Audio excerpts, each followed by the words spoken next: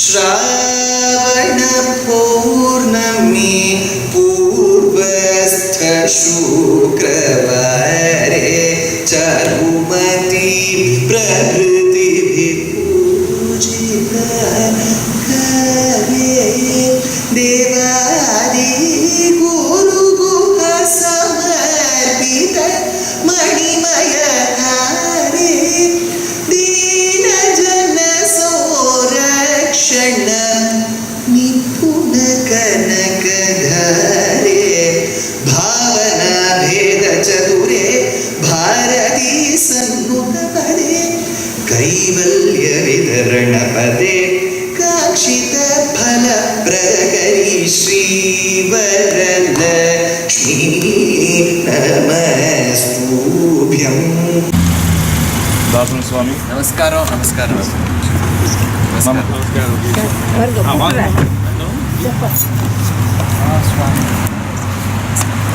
वेदाहमेतं गुरुजं महान्तम् आदित्यवर्णं तमसस्तु पारे सर्वाणि रूपाणि विचित्य धीरः नामानि कृत्वा अभिवदन यदास्ते धाता पुरस्ताद्यमुदाजहार शक्रपरिद्वान् हरितस्वतस्वः विद्वान् नान्यपन्था अयनाय विद्यते.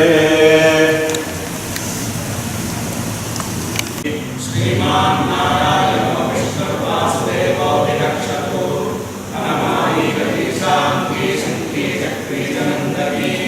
श्रीमान् नारायणो विष्णुर्वासुदेवो विरक्षतु. Dear devotees,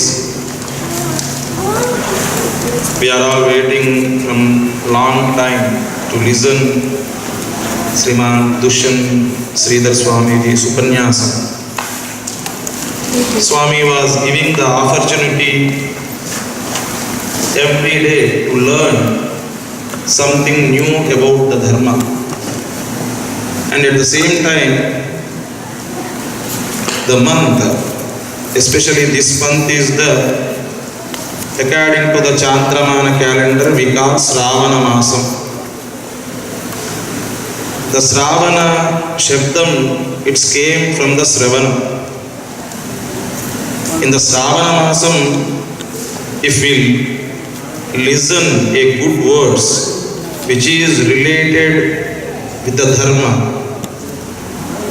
that's give a way which is the Swami's way, we can reach to our Swami's charanas. That is what our Puranas and Shastras was saying. And at the same time, we are trying to learn new things in our Dharma. And today, Sriman Dushyanth Sridhar Swamiji, he is here, and Swami is giving again the opportunity to listen a good words which is Jnana Sampada from our elders. He is giving to us. That means the occasion is matched. Sravana Masam.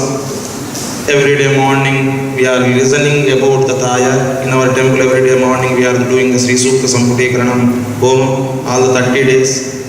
And today evening we are able to listen and understand.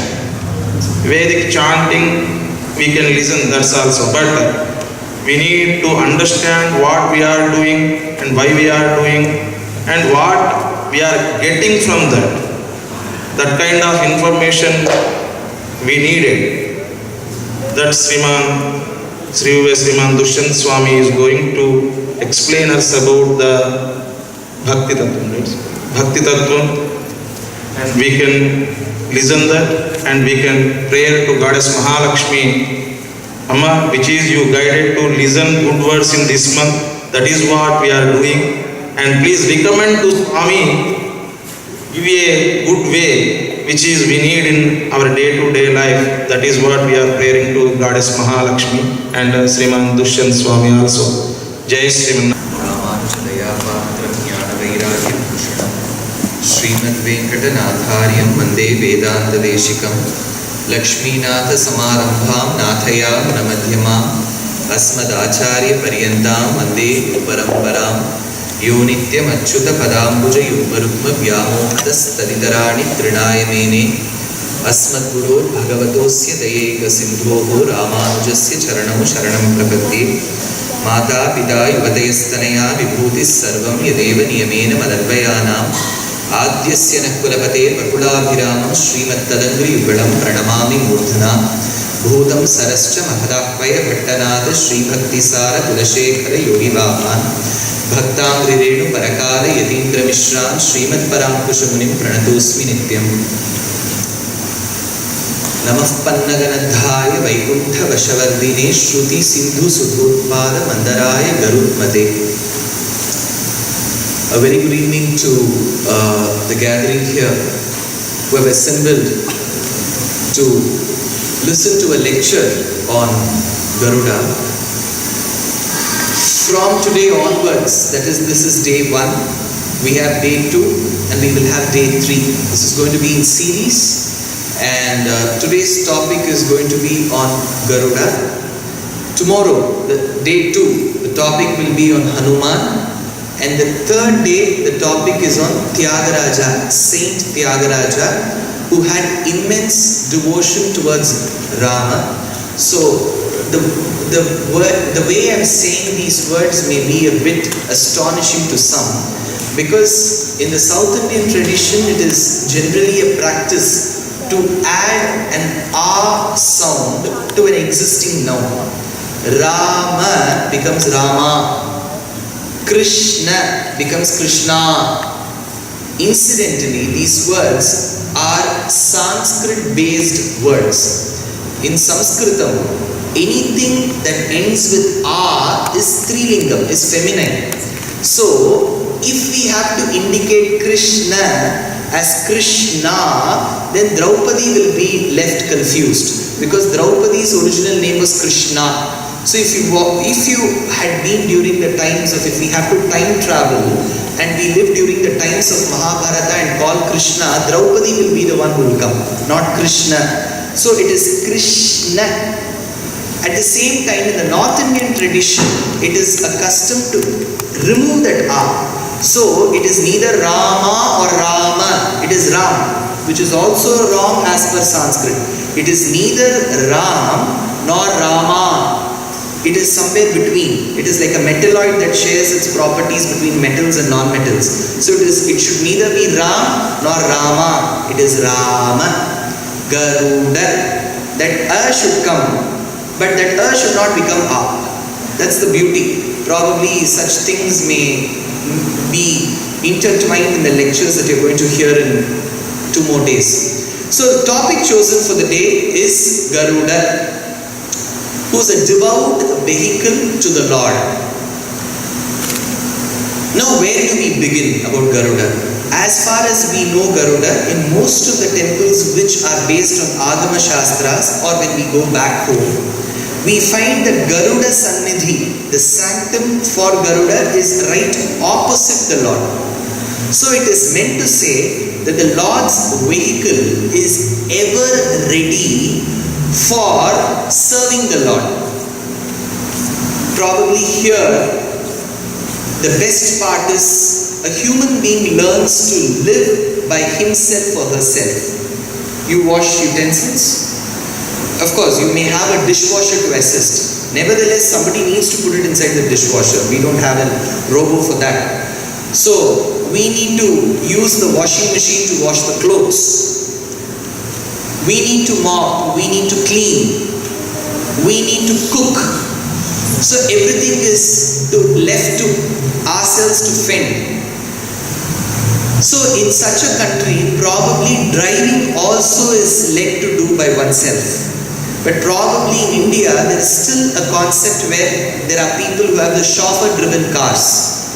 So people, when they come with a chauffeur, with a driver, to any location, particularly to lectures, at the end of it, they need to call him, check where he is. He may be somewhere else having a very good cup of piping hot tea.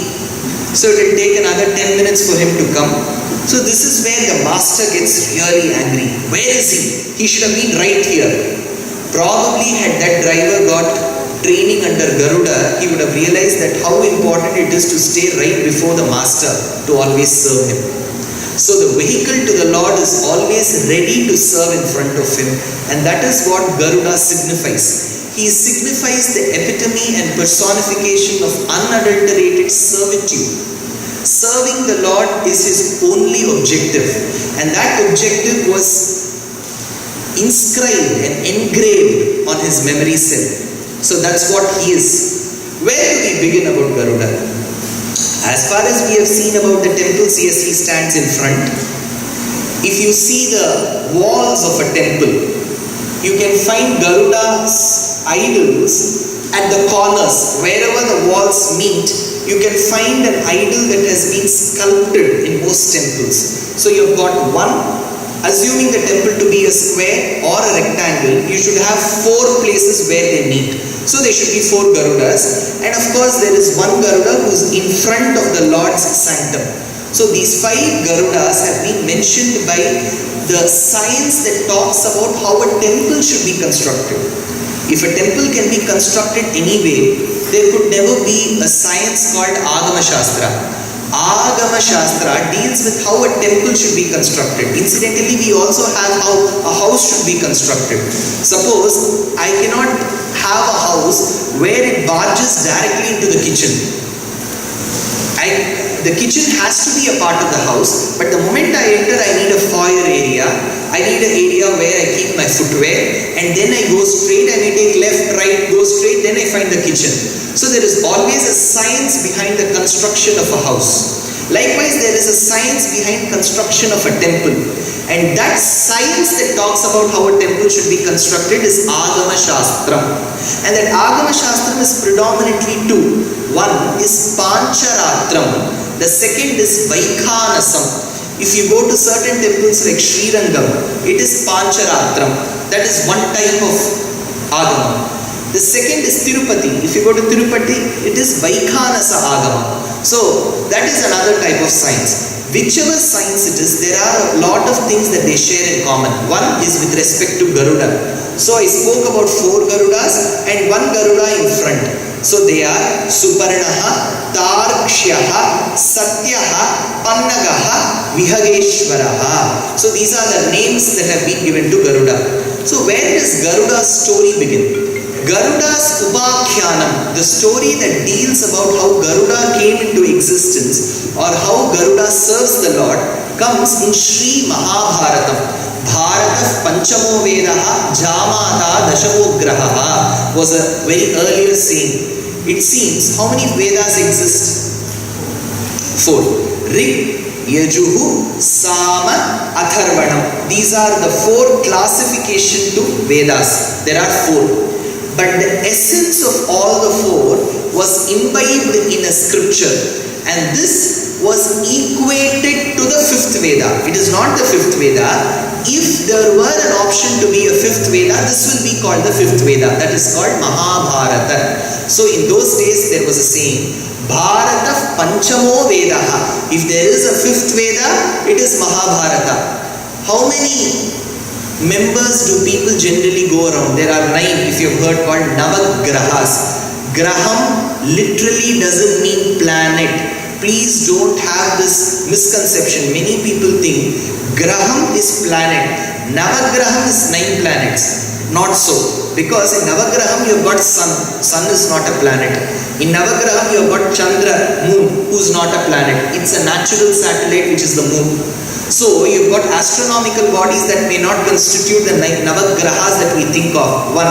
Second thing, if at all, inadvertently, we assume that Navagrahas are 9 planets. Recently they said there were only 8. When in our syllabus we had 9, suddenly one disappeared, it became 8.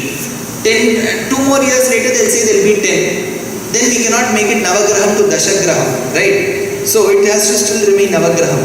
So it is very wrong to coax science and religion. If they meet naturally, we need to appreciate. If they are in silos, we need how to appreciate them separately. We don't have to force Darwin's theory into Dashavataram, because Dashavataram did not happen that way at all. And Darwin's is still a theory and it's not an experiment.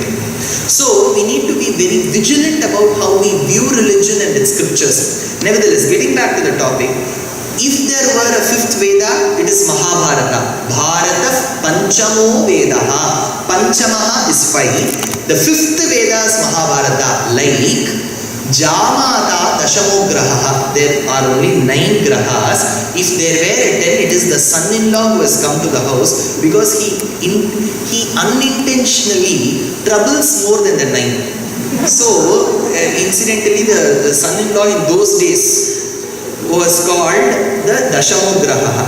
So, getting back from this part, we need to understand Mahabharata, where does Garuda come? Because for us, Mahabharata is a very simple story about Pandavas fighting for their right of the land from the sons of Dhritarashtra. This is what we have understood of Mahabharata to be, and ultimately this work for us culminates in an 18-day series of war where Krishna gives the Upadesham of Bhagavad Gita on the day 1, and then it finally ends with the victory of Pandavas, and then comes Vishnu Sahasranamam, which was just now recited, which was initially recited by Bhishmacharya, answering the questions of Yudhishthira in front of Krishna. This is what Mahabharata is. But the beauty is, what I spoke of now as Mahabharata is only 10% of Mahabharata.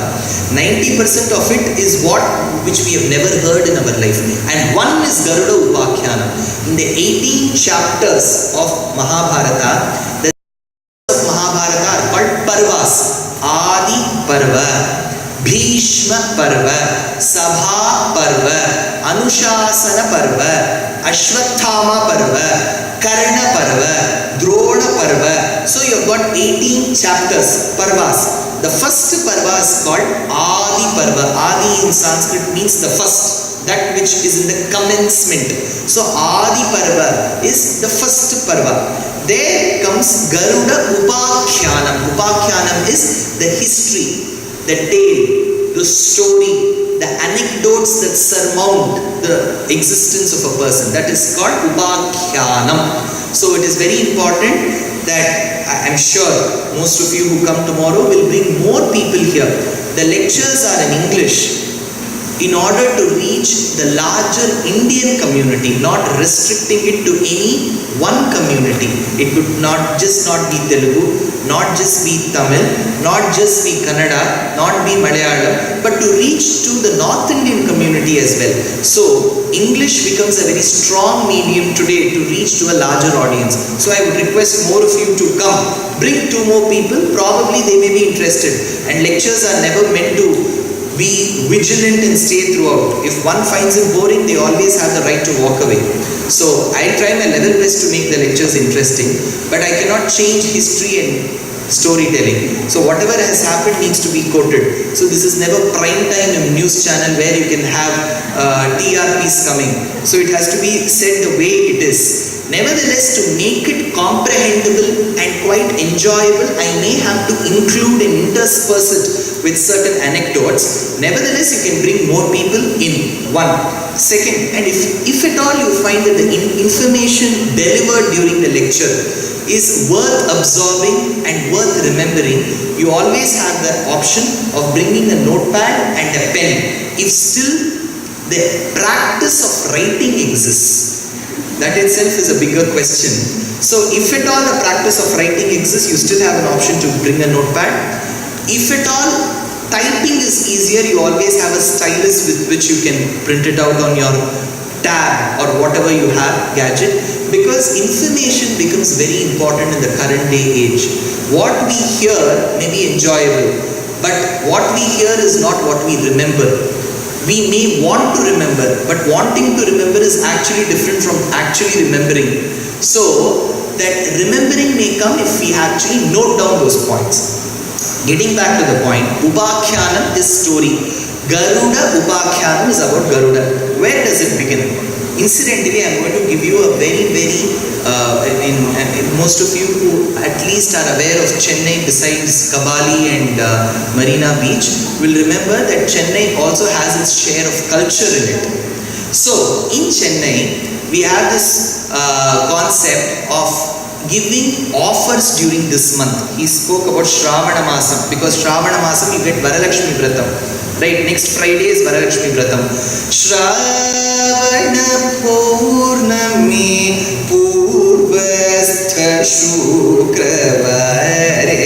Charumati Prakriti Vipujita Kare Devadi Guru Guha Samarpita Manimaya Hare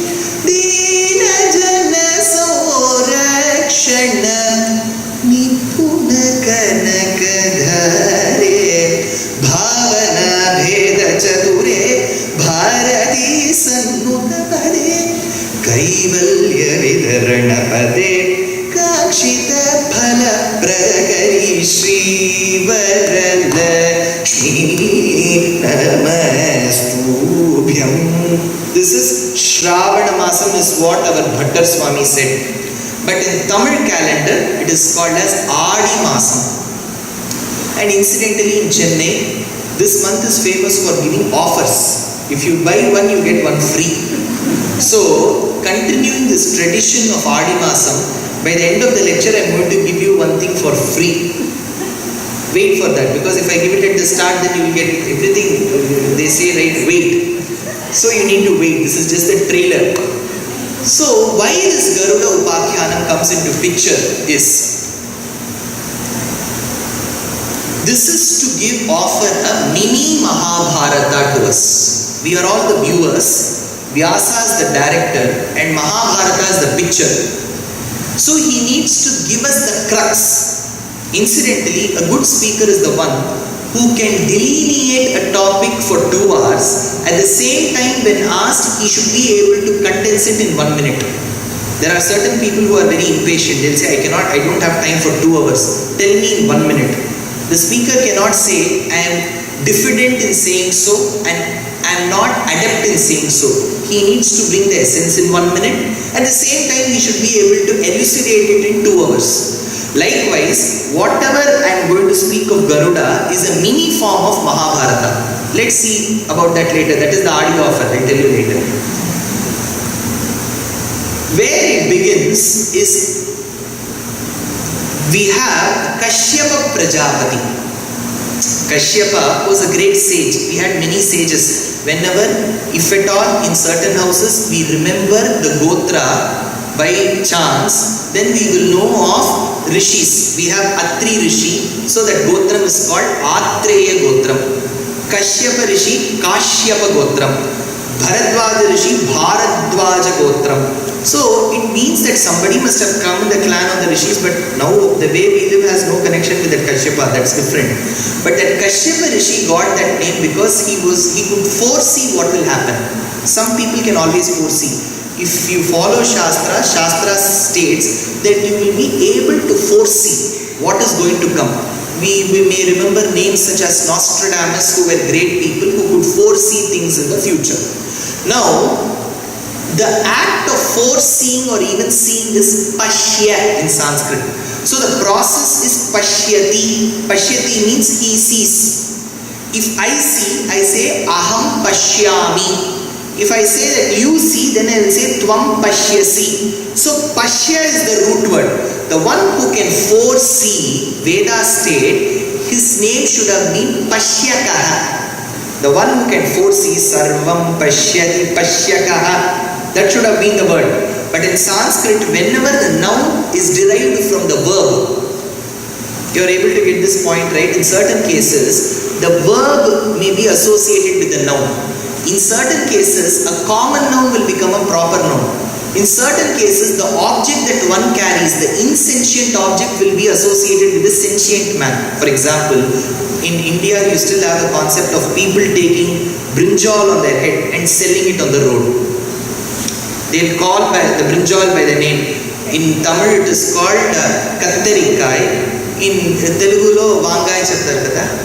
Vangai. So suppose you take brinjal on the head and somebody is walking, selling it. How will you call that person? You don't know his name. How will you call? You'll call him by the name brinjal. Correct? Simple. You don't know his name. So you associate the name of the person with what he's carrying. That is one way of calling a person. At times we even call nicknames. Sometimes you say, look, that pumpkin is coming. Pumpkin is not that name of the person. That person may resemble pumpkin, but we cannot use him for any other purpose. The meaning is, similes help people associate. Likewise, one who can see, seeing is a verb. Whether you use it with ing or to, it becomes a gerund or an infinitive. That is grammatical. But you have the concept of having the verb pashya. The one who can see should have been pashyakaha. But the Sanskrit rule is, whenever you base the noun on the verb, it has to be reversed. So pashyaka becomes kashyapa. Pashyakaha kashyapo bhavati is Sanskrit rule. So this Kashyapa Prajapati had many wives. Don't ask me why. He had the ability he had and those wives agreed. Because some people have the habit of questioning. Certain questions can never be answered and they have to be answered by the concerned person. I cannot be the advocate or mouthpiece for Kashyapa. He had, those wives agreed, so he had many wives. Amongst them, we need to take them in sets. Suppose we talk about the celestials and asuras, we talk about Aditi and Diti. Aditim Chaditim Deeptam Vasudham Vasudharinim Namami Kamalam Kantam Kshamam Kshiroda Sambhavam. So there we have Aditi and Diti. These are the names of Mahalakshmi. Now the other set we have to think here is Kadru and Vinata. They were two wives to Kashyapa, one set of wives. This Kadru and Vinata wanted children. So they went and approached their husband. They have to seek permission. Now the husband was deeply involved in penance. He said that you belong to a different clan. When I speak of all this, don't assume the biological scenario. Because as per biology, birds mainly are oviparous. What is oviparous in nature and zoology? Anything in bird can never directly give birth to the chick. It will give birth to the egg. The egg is incubated and then it gives birth to the chick. So there is a two-stage process. Mother bird to the egg to the chick. Whereas our mothers don't give birth that way. We are not stored in eggs outside in the hospital and then we don't come out. We come directly out of the mother's womb. So we are called viviparous. Birds are oviparous, we are viviparous. So when I speak of eggs, in our Puranas, even Kadru and Vinata gave birth to eggs. So you should not confuse zoology here, you should not ask where it comes. For your information, which may be irrelevant, but still I am telling you. Scorpion is called Vrichikam, correct? Scorpion is ovoviviparous. It's a unique combination. It gives birth to an egg, but that egg rests inside the mother's womb. So when the little scorpion has to come out, first it has to break the egg, then it has to break the mother. So it is a two-stage inside. So it is ovoviviparous. This is not what I state. Science states, and 1000 years before, Ramanujacharya in Sri Bhashyam states this. So we had people researching on zoology on a very different pedestal in those days too. So this Vinata and Kadru approached their husband Kashyapa that we need children. That is when he says, yes, let's have children. And in the due process he tells, Kadru, you will give birth to 1,000 eggs. Vinata, you will give birth only to 2 eggs. Because some people like any food in larger quantity, even if the quality is not good. Some people will like the quality, and if the quality is good, they may want it in smaller quantity. Even if given little, they'll say, even if I have little, it needs to be good food. Some people will say, whether it is good or bad, I need to have it in large number. So you've got 2 words. One who determines the taste and the quality, who's a gourmet. And then one who depends on the quantity, who's a glutton. So very rarely you get a combination of a glutton and a gourmet. That's different. Here, Kadru had 2 eggs, so they would be of surely better quality. Whereas Vinata will have 2 eggs, whereas Kadru will have 1000 eggs. So they had to wait for the eggs to hatch, like a mother waits for the child to come out. The moment she conceives, she will not give birth. It needs 2-3 trimesters to come. Then the child will come on the 8th month or the 9th month, very rarely in the 10th month. So this is how a pregnancy is focused. So that is why when the child comes out after a stage by stage wait and process, you say that the child has been delivered. Likewise, for a speaker to speak in a public forum, it needs lot of practice. That is why you say he delivered the speech. Right, both are deliveries, both need a gestation period. If not given properly, even in speeches there could be abortion. So, it has to be very, very vigilantly analyzed and understood. Here, Kadru waited for the 1000 eggs to hatch, and all those 1000 eggs hatched. And then you had the dark snakes coming out. So there were 1000 in number. First came Sesha, his name was Ananta, who became the couch to the Lord. Since he is the first serpent, Sesham in Sanskrit means 2 meanings. That's what, if you had brought your notes, it would have been easy. Sesham means remaining. Whatever remains on the plate is called Sesham. Sesha means the servant. The one who serves is called Seshan. The one who renders services or serves is called Seshan. The one who accepts services is called Seshi. That is why you had people in India called TN Seshan. So Seshan means one who serves. Nobody will keep the name Seshi because the Lord is the only Seshi known in this world. We are meant to serve. Even the one which serves outside our house is called Alsation. So Seshan is the one who serves. Since Ananta, the snake, serves the Lord and he became the prime example for serving, he is called Adi Seshan. So this was the first snake. Then you had Takshaka, then you had Padma, Karkotaka, they were all different snakes. So you had 1000 snakes, dark snakes, being born to Kadru. The moment Vinata heard this, she thought, see, look, all her 1000 snakes have hatched, whereas my egg has not hatched. So she broke the first egg even before it had the time to get hatched. So that time the fetus which was inside the egg was half developed. So this child had the face of a bird, had the neck of a bird, had the wings of a bird, but did not have legs developed. So essentially the thigh and the leg had not developed. So thigh in Sanskrit is called Uru. Since the damsel arose out of the Lord's Uru, she is called Uruvashi, Urvashi. Uru in Sanskrit is thigh. The one who doesn't have a thigh is called Anuru. No Uru, Anuru. So this child did not have a Uru. Everything else was there. This child was really angry because the mother's hasty decision made the child handicapped. So when the child was born, out of anger he turned crimson red. In the days of French Revolution, there was a beautiful book written in Europe called The Scarlet Pimpernel. Scarlets are the pinkish red flowers that are strewn on the hills of the Alps. So they were called Scarlet Pimpernel. So if you are a literature fan, then I should make a statement where the child was crimson red with a scarlet intrusion. So this child was born with a reddish hue. Reddish hue in Arunam. So this child was called Aruna. He resembled the red hue. And he was handicapped. So he got angry, crimson red, and cursed his mother. Yohamevam kruto madaha tvaya lobha paritaya sharirena samagrena tasmat dasi bhavishyasi.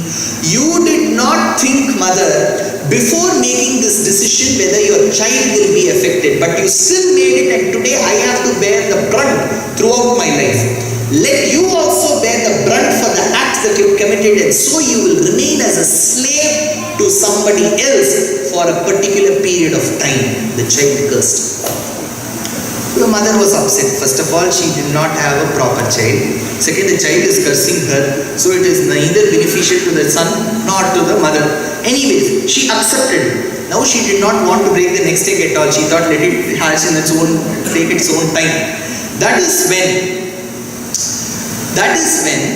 she once went to wash the clothes on the banks of a river along with the co-wife. That is, in those days, I told you, right, Kashyapa had many wives. So whether they like each other or not, they have to live in harmony. So they said, let us go wash clothes. So she went along with Kadru. Kadru and Vinata went to the banks of the river. That is when they spotted the reflection of a white horse on the waters, the moving waters. So they looked up. So it was actually a flying horse. It was a white colored horse which gave a very different kind of a neighing sound. You say the dog barks, the lion roars, the cat gives a meow sound, whereas the horse neighs, neighing of the horse. So this is called Hesha Halahalaha in Sanskrit. So this Hesha Halahalaha was the sound.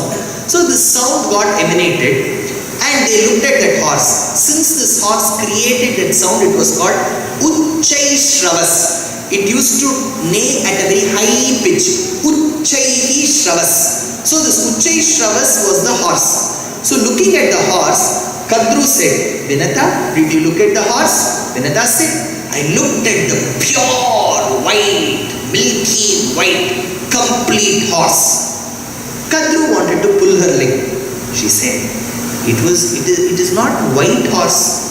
I saw the white horse with the black tail. Kadru said, Vinata said, I just got my eyes checked. They said everything was normal. It must be white only. Whereas Kadru denied, no, it will be a white horse with a black tail. That very moment, they had a bet, challenge. Kadru said, the next day, we will come again, wash our clothes. But when we look at the horse again at the same point in time, if it is not completely white, then I claim to have won and you should serve me as a slave. If it happens the vice versa, then I will be your slave if it is completely white. Vinata was too confident that it is white. So she said, challenge. So she said, let us accept the challenge. That night, Kadru ordered her 1,000 dark snakes to come.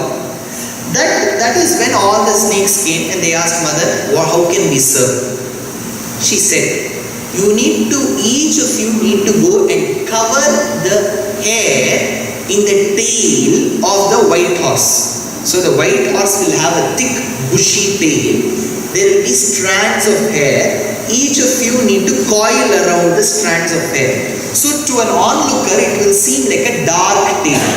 The son said, we will not do that. They were snakes. They said, yes, we have poison in us, but we will never want to cheat people. We will not do. Now the mother got angry. In the previous case, the child got angry and cursed the mother. Now the mother got angry and she cursed the 1,000 sons. Sarpa satre vartamane pavakaha vah pradhakshyati janane jayasya rajarshe pandaveyasya dhimataha. I curse you that when Arjuna's son Abhimanyu's son Parikshit's son Janamejaya, that is Arjuna's great-grandson, Abhimanyu's grandson, Parikshit's son called Janamejaya. Remember this relationship. If I have to start Mahabharata, it will be a very complex thing because Mahabharata has 1,25,000 verses with 1,600 character names. 72 times more than Harry Potter character names. So, first of all, the names are in Sanskrit and 1,600 in number. So remembering is going to be a Herculean task. Nevertheless, if you know that Shantanu Maharaja, Shantanu's son Bhishma, and then Chitrangada, Vichitravirya's sons through Vyasa and Ambika and Ambalika were Dhritarashtra, Pandu, Vidura. From Pandu through Kunti and Madri you have the 3 Pandavas and then the 2 Nakula Sahadeva Pandavas. From Arjuna through Subhadra you have Abhimanyu. Abhimanyu with Uttara you had Parikshit, and Parikshit's son was Janamejaya. So the mother cursed that, oh my dear sons, the snake sons, you will all be thrown into the blazing fire called Sarpasatram, which will be performed by Janamejaya in the future. She said, Janamejayasya Rajarshe Pandaveyasya Dhimataha. That very moment the sons thought, now we have received the curse. They could have done that very well before itself, they could have listened. But they said, they tried to argue in terms of sincere terms, but the mother did not heed. So she said, okay, I curse you. Then the sons thought, let us contemplate and let us go in the tail, to the tail of Ucheshravas. And that night they went and coiled around the hairs in the horse's tail. The following morning, when Kadru and Vinata went to the banks of the river, they spotted this white horse go. Then Kadru said, look at that white horse with that black tail. She immediately took a photo of it and she sent it to everybody that I have won over Vinata. So Vinata became a slave. So from that day onwards, Kadru did not have to wash the clothes. Kadru did not have to wash the utensils. Every morning she gets up, she will tell what is the menu. Vinata will cook. Vinata was a very good cook. She completely exploited her talent. So she was the cook, she was a servant, she used to mop, she used to dry, she used to do everything, all in one. In those days in India, we used to get 2 in 1. She is all in one. So this is how she became a slave. Now, the second egg which was remaining yet to be hatched, that slowly hatched. And then came a bird with all its might. And this bird was Garuda as a son, the second son of Vinata. Tvamarshistvam mahabhagastvam devaha padageshwaraha tvam prabhustapana suryaha parameshti prajapatihi tvam indrastvam hayamukhastvam sharvastvam jagatpatihi tvam mukham Padmajo vipraha tvam agnihi pavanastaya tvam nidhata vidhata cha tvam vishnu surasattamaha tvam mahani vibhuvahu shvas amritam tvam mahadyashaha. Now Garuda came out and Garuda was shining like the sun, says Vedanta Deshika. The basic reason of detailing in English and as well as quoting in Sanskrit is to ensure that we give a balance between the two. If I just keep on speaking in English, it will become like a public speech in an election rally. So to continue the momentum of a religious lecture, it is very important that I intersperse the lecture with Sanskrit verses. So don't think that I am not able to understand Sanskrit, so why should I listen? There are so many things that we don't understand, yet we keep doing. So let us assume that this is also one of those things and let us keep hearing to it. Vitrasad, as per our belief, Garuda mantra protects one from venomous creatures. So Garuda mantra has been knitted inside this shloka by Vedanta Deshika. So many audio offers I'm giving. So with that, Garuda mantra is also an offer. Vitrasad viti potram prathamadigatadair antike mandadhana bhuyastenaiva sadham bhayabharataralai vandito deva vrundai kalpatakshobalaksham kathamapi kripaya sankshipav dhamachaldam vidvadaldam nirjihano bhavabhaya nihanaha kandayasvat andajendraha. This child came and Kadru once wanted to go to the world of Nagas. The mother, she wanted to go. So she asked Vinata, send your second son Garuda. I want to see him. Let him carry us. And so all the snakes, 1,000 snakes were put on Garuda. Garuda was a mighty bird and he had to fly. He flew from one island to the other. The son said, we don't want this island, we want Ramanaka, that island, this island. So they kept on going. Probably one of the Tamil poets must have coined a song after this. Kondada Kandabidikka Konda Vorthivu. So this is how from Garuda Upakyanam only this person must have got this idea. So they asked him to take him from one island to the other. And these sons kept on tormenting Garuda. Garuda did not realize, being of their age, why should I alone be tormented? Why should I be looked down upon? So he went and asked his mother, Mother, why should I be looked down upon? That is when she says that, see, I have become a slave to her. And by default, the one who is born to me also becomes a slave. So we have got our bonded papers to her. Only when that gets released will we be out of slavery and servitude. So Garuda waits for that opportunity. That is when Vedanta Deshika mentions Kshunna Kshoni Dharani Kshubida Chatura Kupar Tinyat Garuti Trutyata Sasanani Sthapudita Vibudhasthanakani Kshipeyu Patada Brahma Saudhavadhi Vidamuda Vardhananyastadyamartihi Brahmandasyantarade Brihadi Khagapater Adbhaka Kriditani. That is when Garuda says, Mother, I need to relieve you of all this. So what do I know? What do I have to do? So she says, don't ask me. Go ask your chitti, your aunt, who is your stepmother, who is Vinata, who is Kadru. Go and ask her what we should do to get out of this slavery.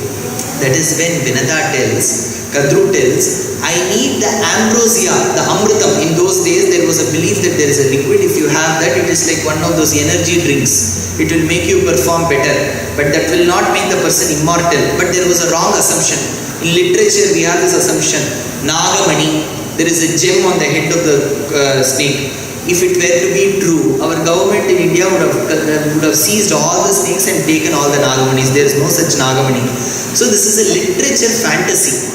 So we need to appreciate literature in the way it is being said. For example, the moment I say Avrakadabra, nobody is going to die. But as per the book, it is a curse meant for death. So we need to appreciate literature in silos and not put it into practicality. Here, we had one ambrosia, one nectar, and Indra was guarding it. Indra had two things in his life. One to guard the amritam, and second to guard his seat. He would do anything to guard his seat. So Indra was very determined about that. So he had to protect that amritam. So this mother said, I need that amritam for my sons because they have to be immortal. So Garuda said, it will be in Devalokam, right? I will go. But at the same time, Garuda being a mighty bird, he used to get hungry very often.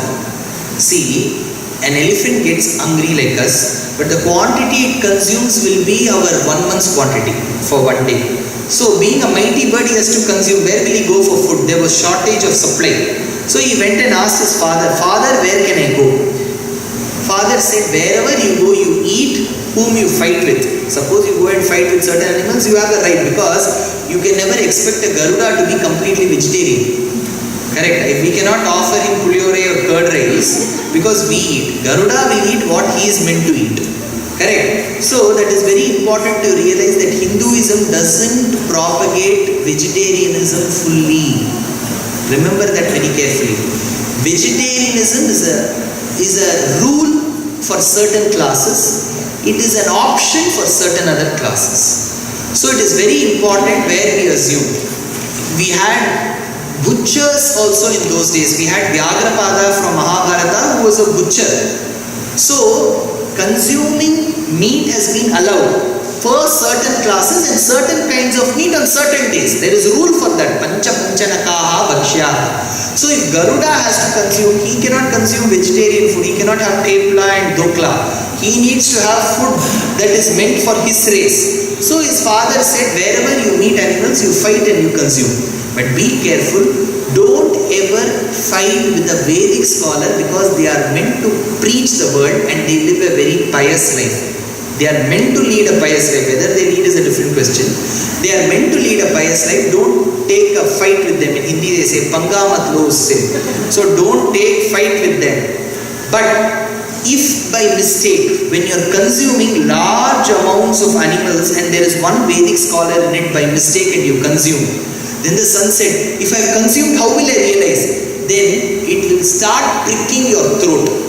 At times, if the gunpowder, what they call as malagapudi, for idli is also not made in the right proportion. When you consume it, that will also start pricking your throat. That is when in India we have something called gelucid that we consume. I don't know what you have it here. So, it is very important that it will start pricking your throat. Make sure that you don't digest that person. So, Garuda heard this. This is when the verse comes. Yaste kanthamanuprapto nigirnam badisham yatha dayengavat putradam vidyat brahmanan arshabham. Actually, the father says, Kashyapa says, Garuda, you have been a very naughty child, be very careful. Son asks, how have I been naughty? He said, see, I have taken many videos. Certain parents will say, I'll take photo of this and later when you grow, I'll show what all you did. That's what they show in many advertisements. Right? So, likewise, the father says, you were very naughty in those days. In Hindi, they say, nut cut. So, you were a big naughty person those days. You were not famous, but you were notorious. There is a famous and notorious, right? So, you were very notorious. The son asked, Garuda asked his father, what did I do? You know, what is that game called where you push that ball and there are many bottles standing?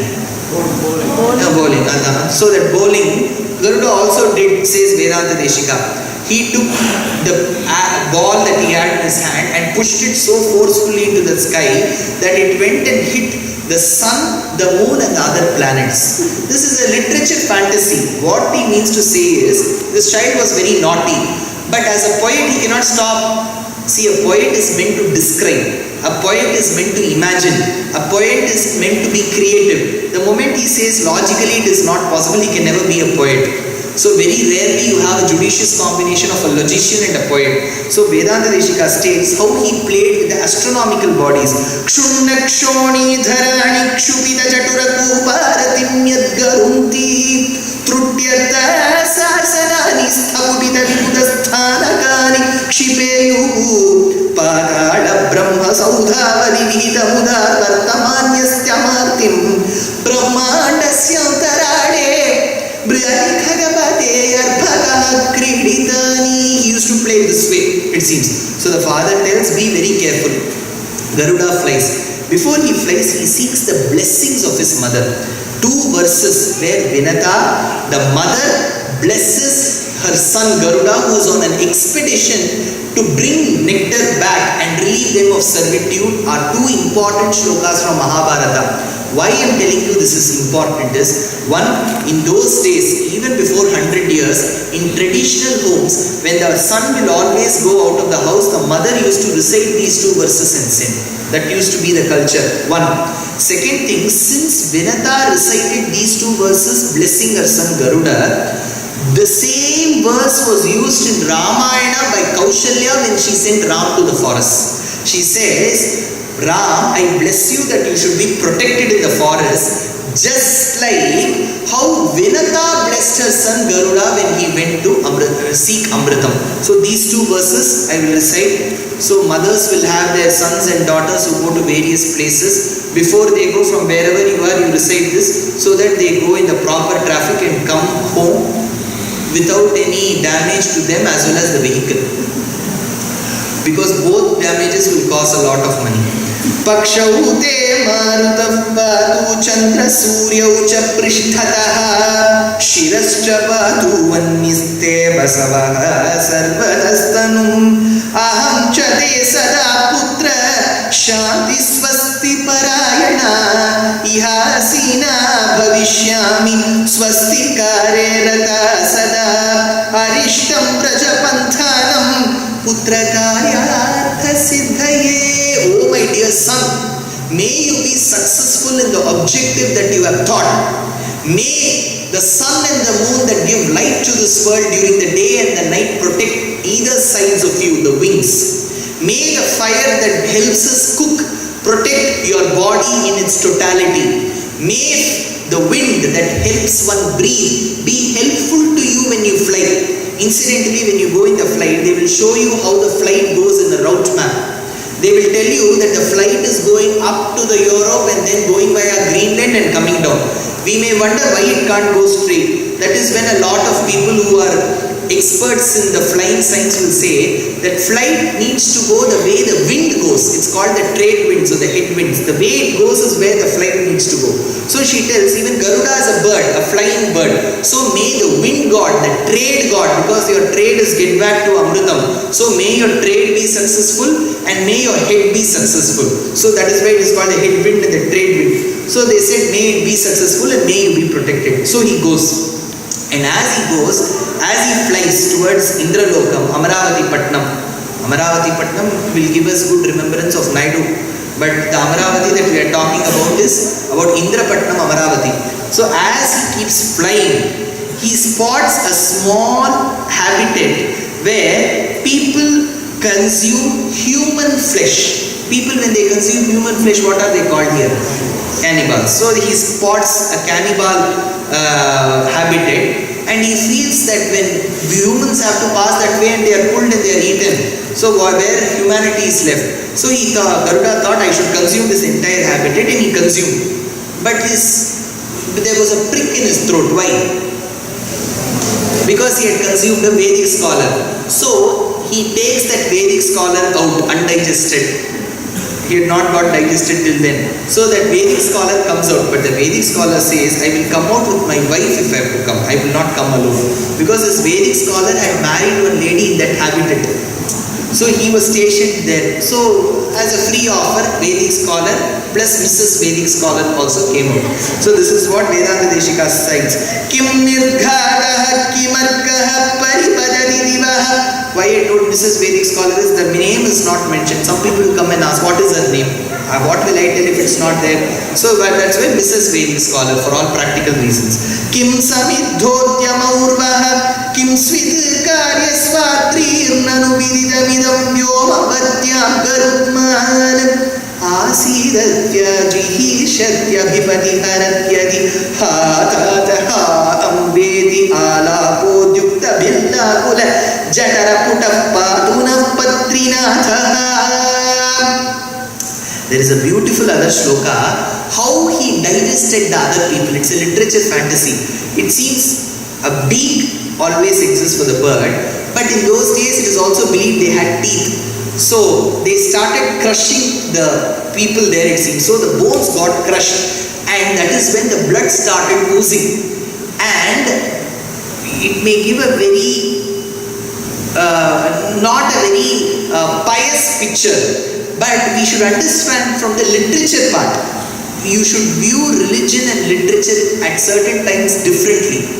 So when we view as a literature, you should vividly describe the picture how the blood flowed. That is why he says, Asritta vyapadaitrai sirvi durvi pashama trisha shatani shatadamishtra koti lota karoti katakatakata ghoravatara. Look at the way he has written. When you crush, at times even the seedai or the muruku that is made in our house will also be as tough as it is. We don't have to go to bones and muscles. It will be koti lota karoti katakatakata ghoravatara bindhyat sardham pulindya sapadi parigruta brahmaka jikvagarehe uddhena viddapalli nigarana karana parana karanamnaha, says Vedanta Deshika.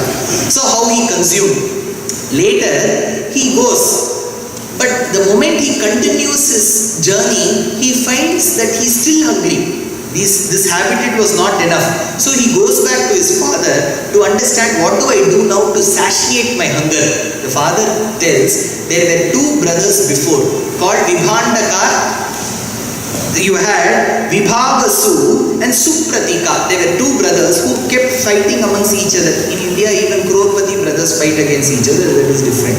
But these two brothers were fighting, and one stamped the other brother's foot, and the other brother tried to exert his head outside. So this brother cursed the other brother that you should be an elephant, and the other one said, since you pulled your head out, you should be a tortoise. So they were born as a tortoise and an elephant who were fighting on the banks on the sides of a lake.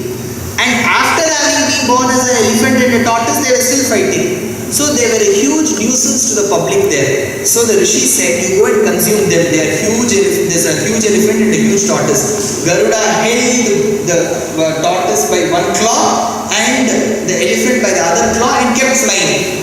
And for rest, he rested on a branch of a large banyan tree. Because of the heaviness he had, the branch of the tree broke from the tree and was about to fall.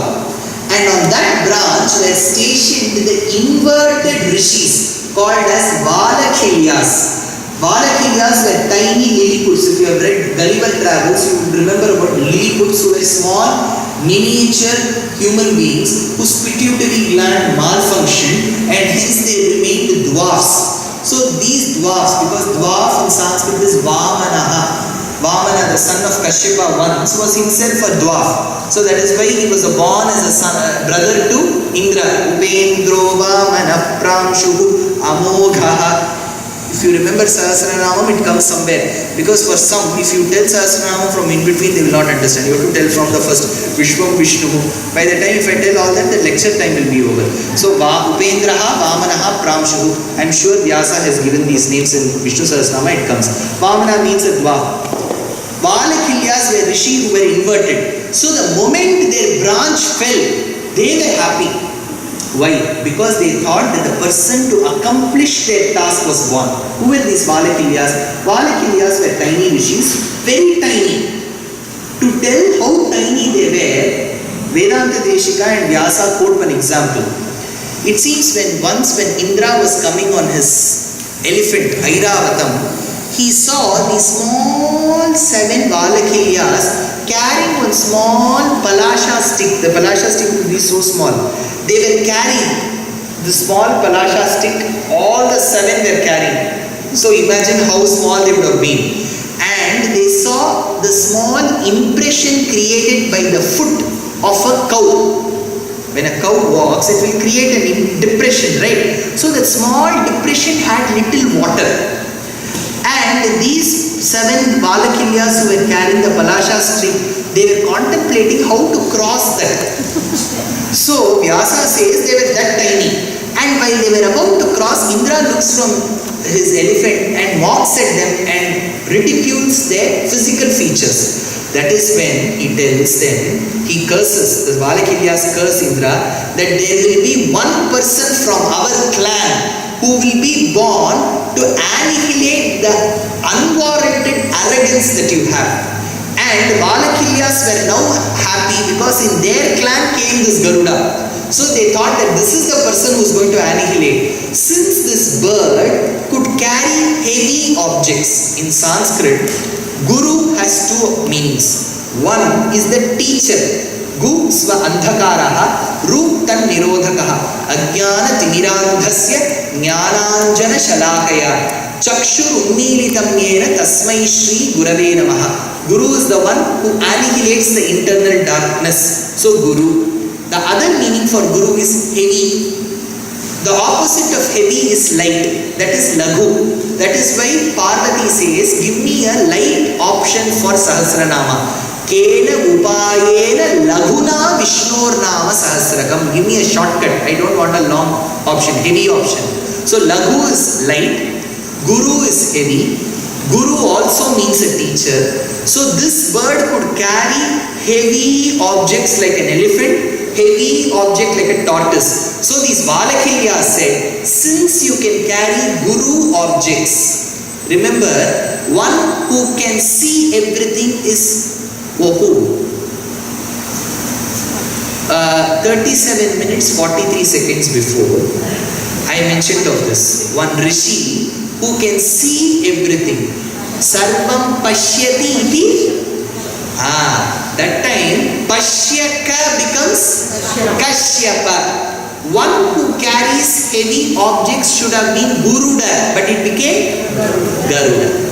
So Garuda incidentally means the bird which can carry heavy objects.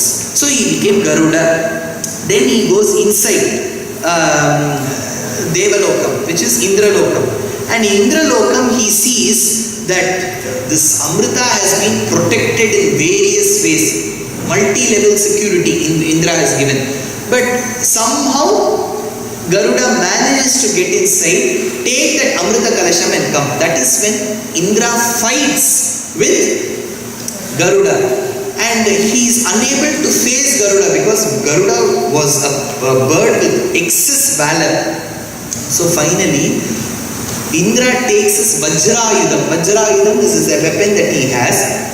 And that Vajrayudham is made from the bones of one rishi called Dadichi. Dadichi was a rishi. He thought, my body is anyways going to perish, so I will give my bones to you and you make a weapon out of it. So it was called Vajrayudham. So this Vajrayudham was the weapon to Indra. So he wanted to attack Garuda with this weapon. But Garuda thought that though I cannot be harmed by the Vajrayudham, I should still mark my respect towards that rishi. So he acted as if he has succumbed to that Vajrayudham, and as an act of defeat, he took one feather from his wing and gave. Since this feather was a very nice feather, he was called Suparnaha. Suparnaha means the one with the good feather. So the one who can carry heavy objects is Garuda. The one who has got a good feather is Suparnaha. Only when we keep reminding ourselves of what we have heard, we will be remembered. Otherwise, this will just be another normal lecture. It will be like an election rally. I'll do this, I'll do that, and then we will vote and go. This is not a religious lecture is meant for. It is meant to analyze and spread that message. So, Suparna, now when he fights with Indra, and Indra says, see Garuda, I have realized that you are very strong. But let me tell you one thing. You have taken the Amrita Kalasha. When you go back to earth, you keep it in one place. You hand it over to them. And after that, you don't have to protect it. I will take the responsibility of bringing it back. So Garuda says, this is all right. I grant you that boon. And he goes. While he is about to walk out of the heaven, that is when he sees one person who is very well dressed. And assuming this person to be very well dressed and very handsome, he asks, who are you? You know who that person was? Lord Sri Narayana. So he comes with Shankha Chakram Gada and he says, yes, I am very handsome. My name is Narayana. Thank you for that. Now I want to give you a boon. Garuda said, you don't have to give me a boon. I will give you a boon. I will give you a boon. So he said, let it be give and take policy. You give me one boon, I will also give you a boon.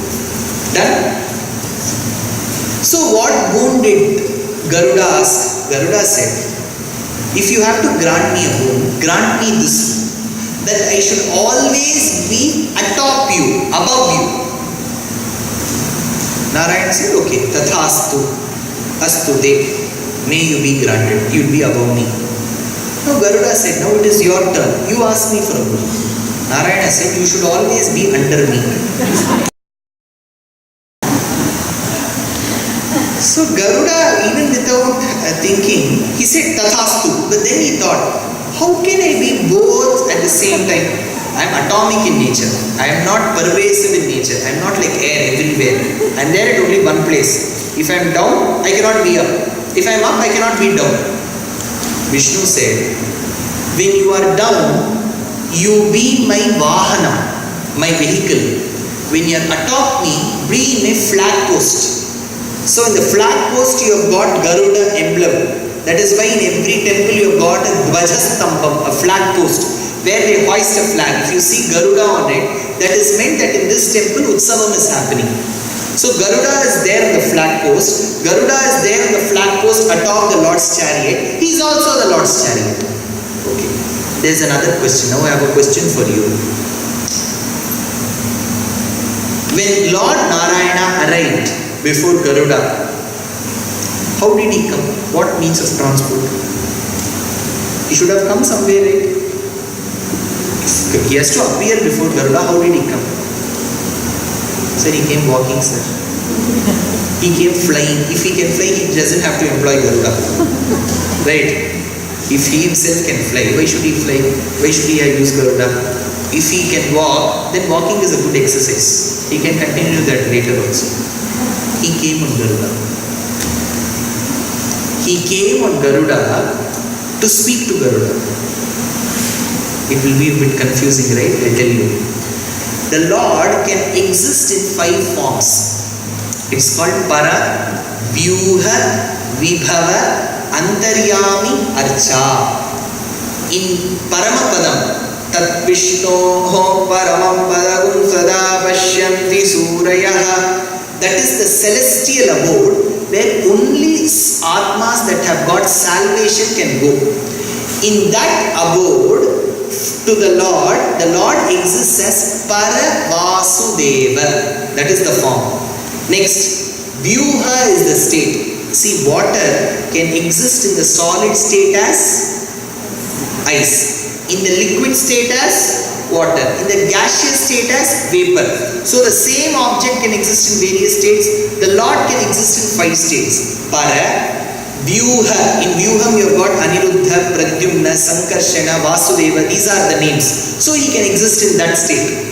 Third, Vibhava. Vibhava means the incarnations. Rama Avataram, Krishna Avataram, Varaha Avataram. This is called Vibhava state, where he comes down, he descends, is born, lives like us. That is called Vibhavam. Fourth is Hardam, Antaryami. He is inside each one of us. Generally my preceptor, my guru used to say, whenever we have to do heinous things or secretive things, we will always look like this.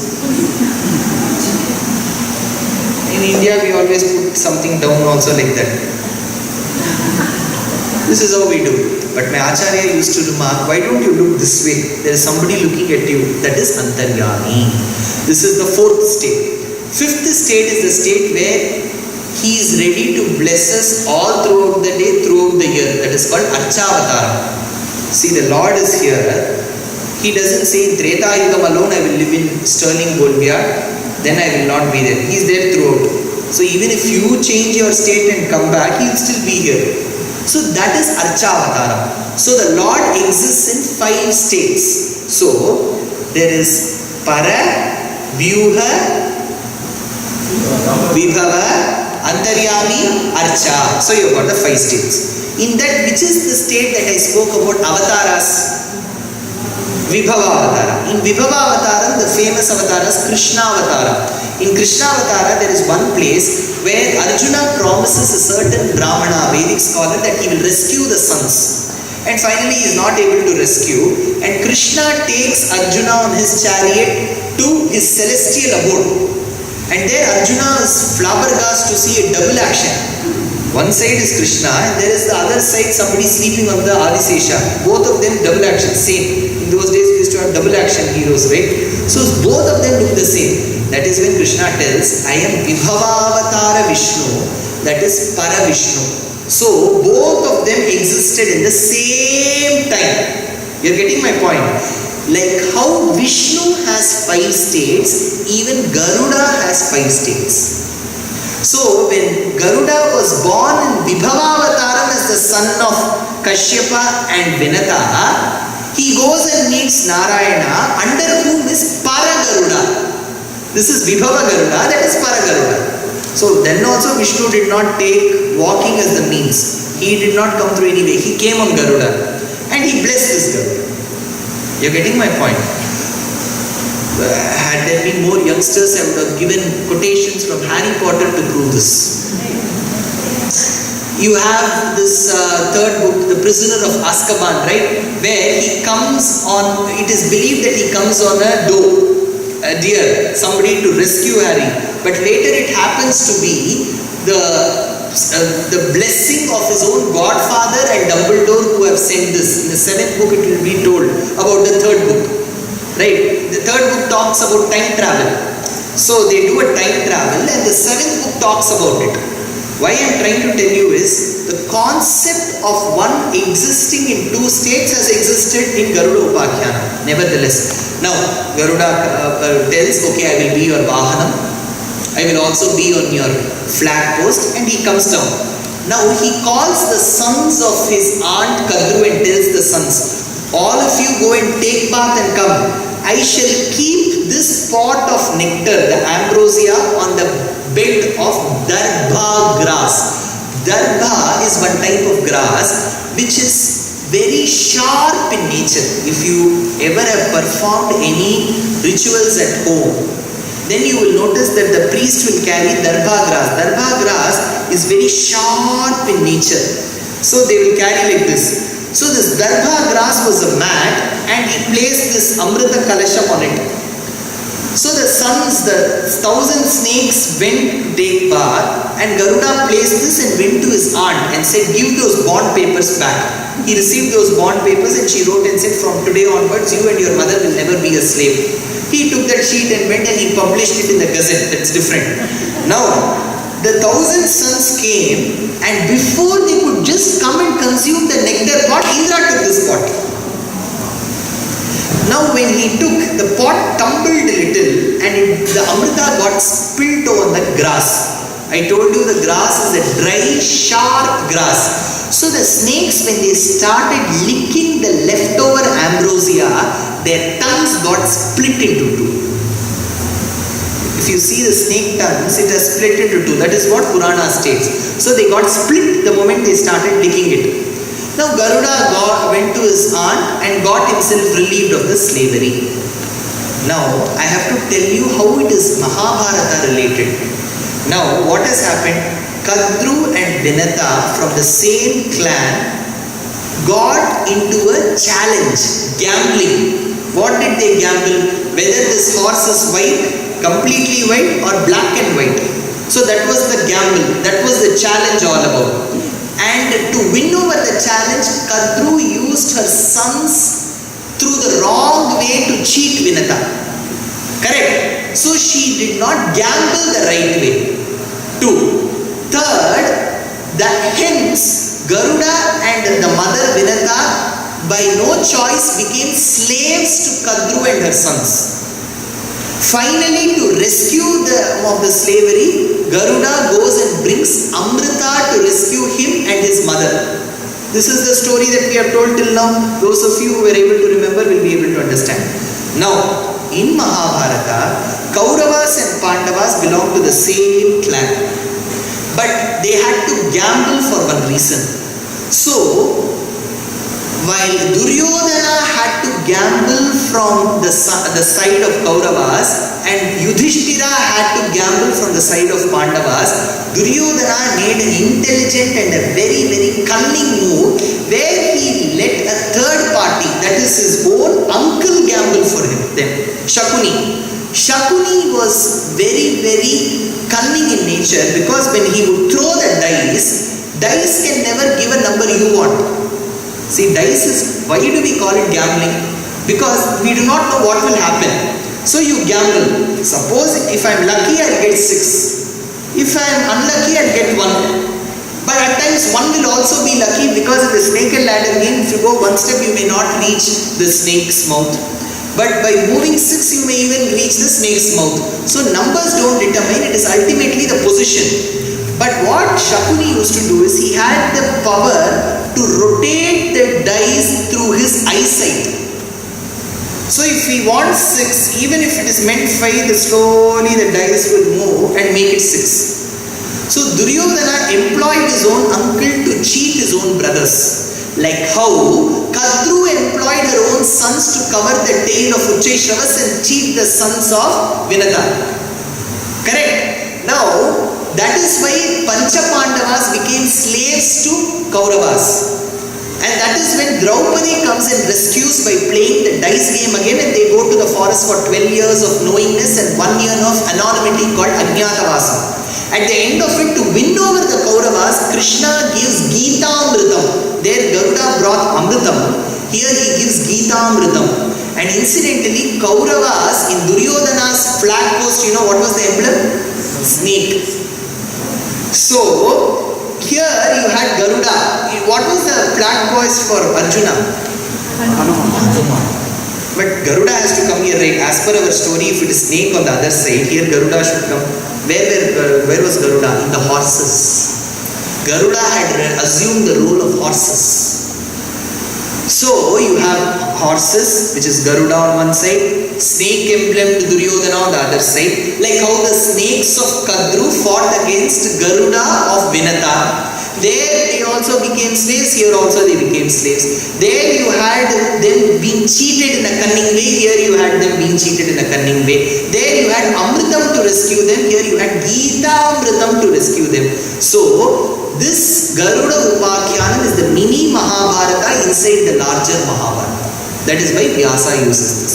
Nevertheless, in Ramayana, Garuda plays a very, very important role. On the battlefield in Lanka, when Ravana was fighting against Ram and Lakshman, he dispatched his son Indrajit. Indrajit fired an astram called as Nagastram, this missile that is devoted to a snake. It will cause venom. So snakes from different parts of the world will come to that place and coil around the warriors. So they will be unable to move.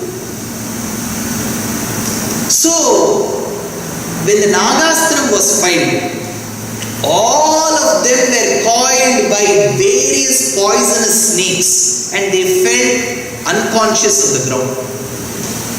While they fell unconscious on the ground, that is when Vibhishana comes and tells, oh, we need the herbs of Sanjeevani and Mrita Sanjeevani from the offshoot of Himalayas.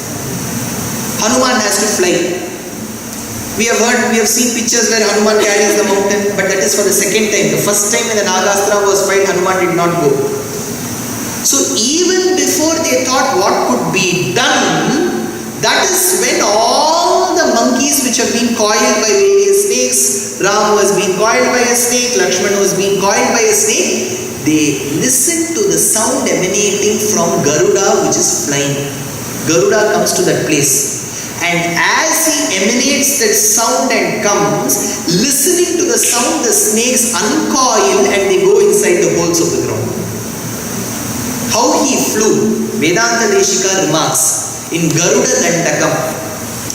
Garuda Makhila Veda Nida Dhirudam Dushatpida Nodkantita Kuntha Vaikuntha Piti Kritaskanda Nide Spanida Gatif Prida Rudra Sukirti Sthanavo Gagado Garuda Spurat Kantaka Vrada Veda Vyatha Vepamana Vijitva Dipakalpa Vishvarya Manas Patavadikara Rochis Chataraji Nirajitam Kandi Kalloli Nirajitam Jaya Garuda Suparna Dharmi Karahara Devadi Pahara Harindi Vaukaspati Kshipta Damboli Dhara Kina Kalpa Kalpanta Vadula Kalpodayanalpa Veera Dinodya Chamatkara Daityari Daitya Dvajaroga Nirdhati Utkarsha Sankarsha Natman Garuppan Maruppan Chakadisha Satyadi Murtena Kaschit Samaste Punaste Namah Namaida Majahatsa Pariyaya Pariyaya Niryani Lasvala Nodvela Padodi Niti Chapeta Hatagada Patala Bhankara Samkruddha Nagendra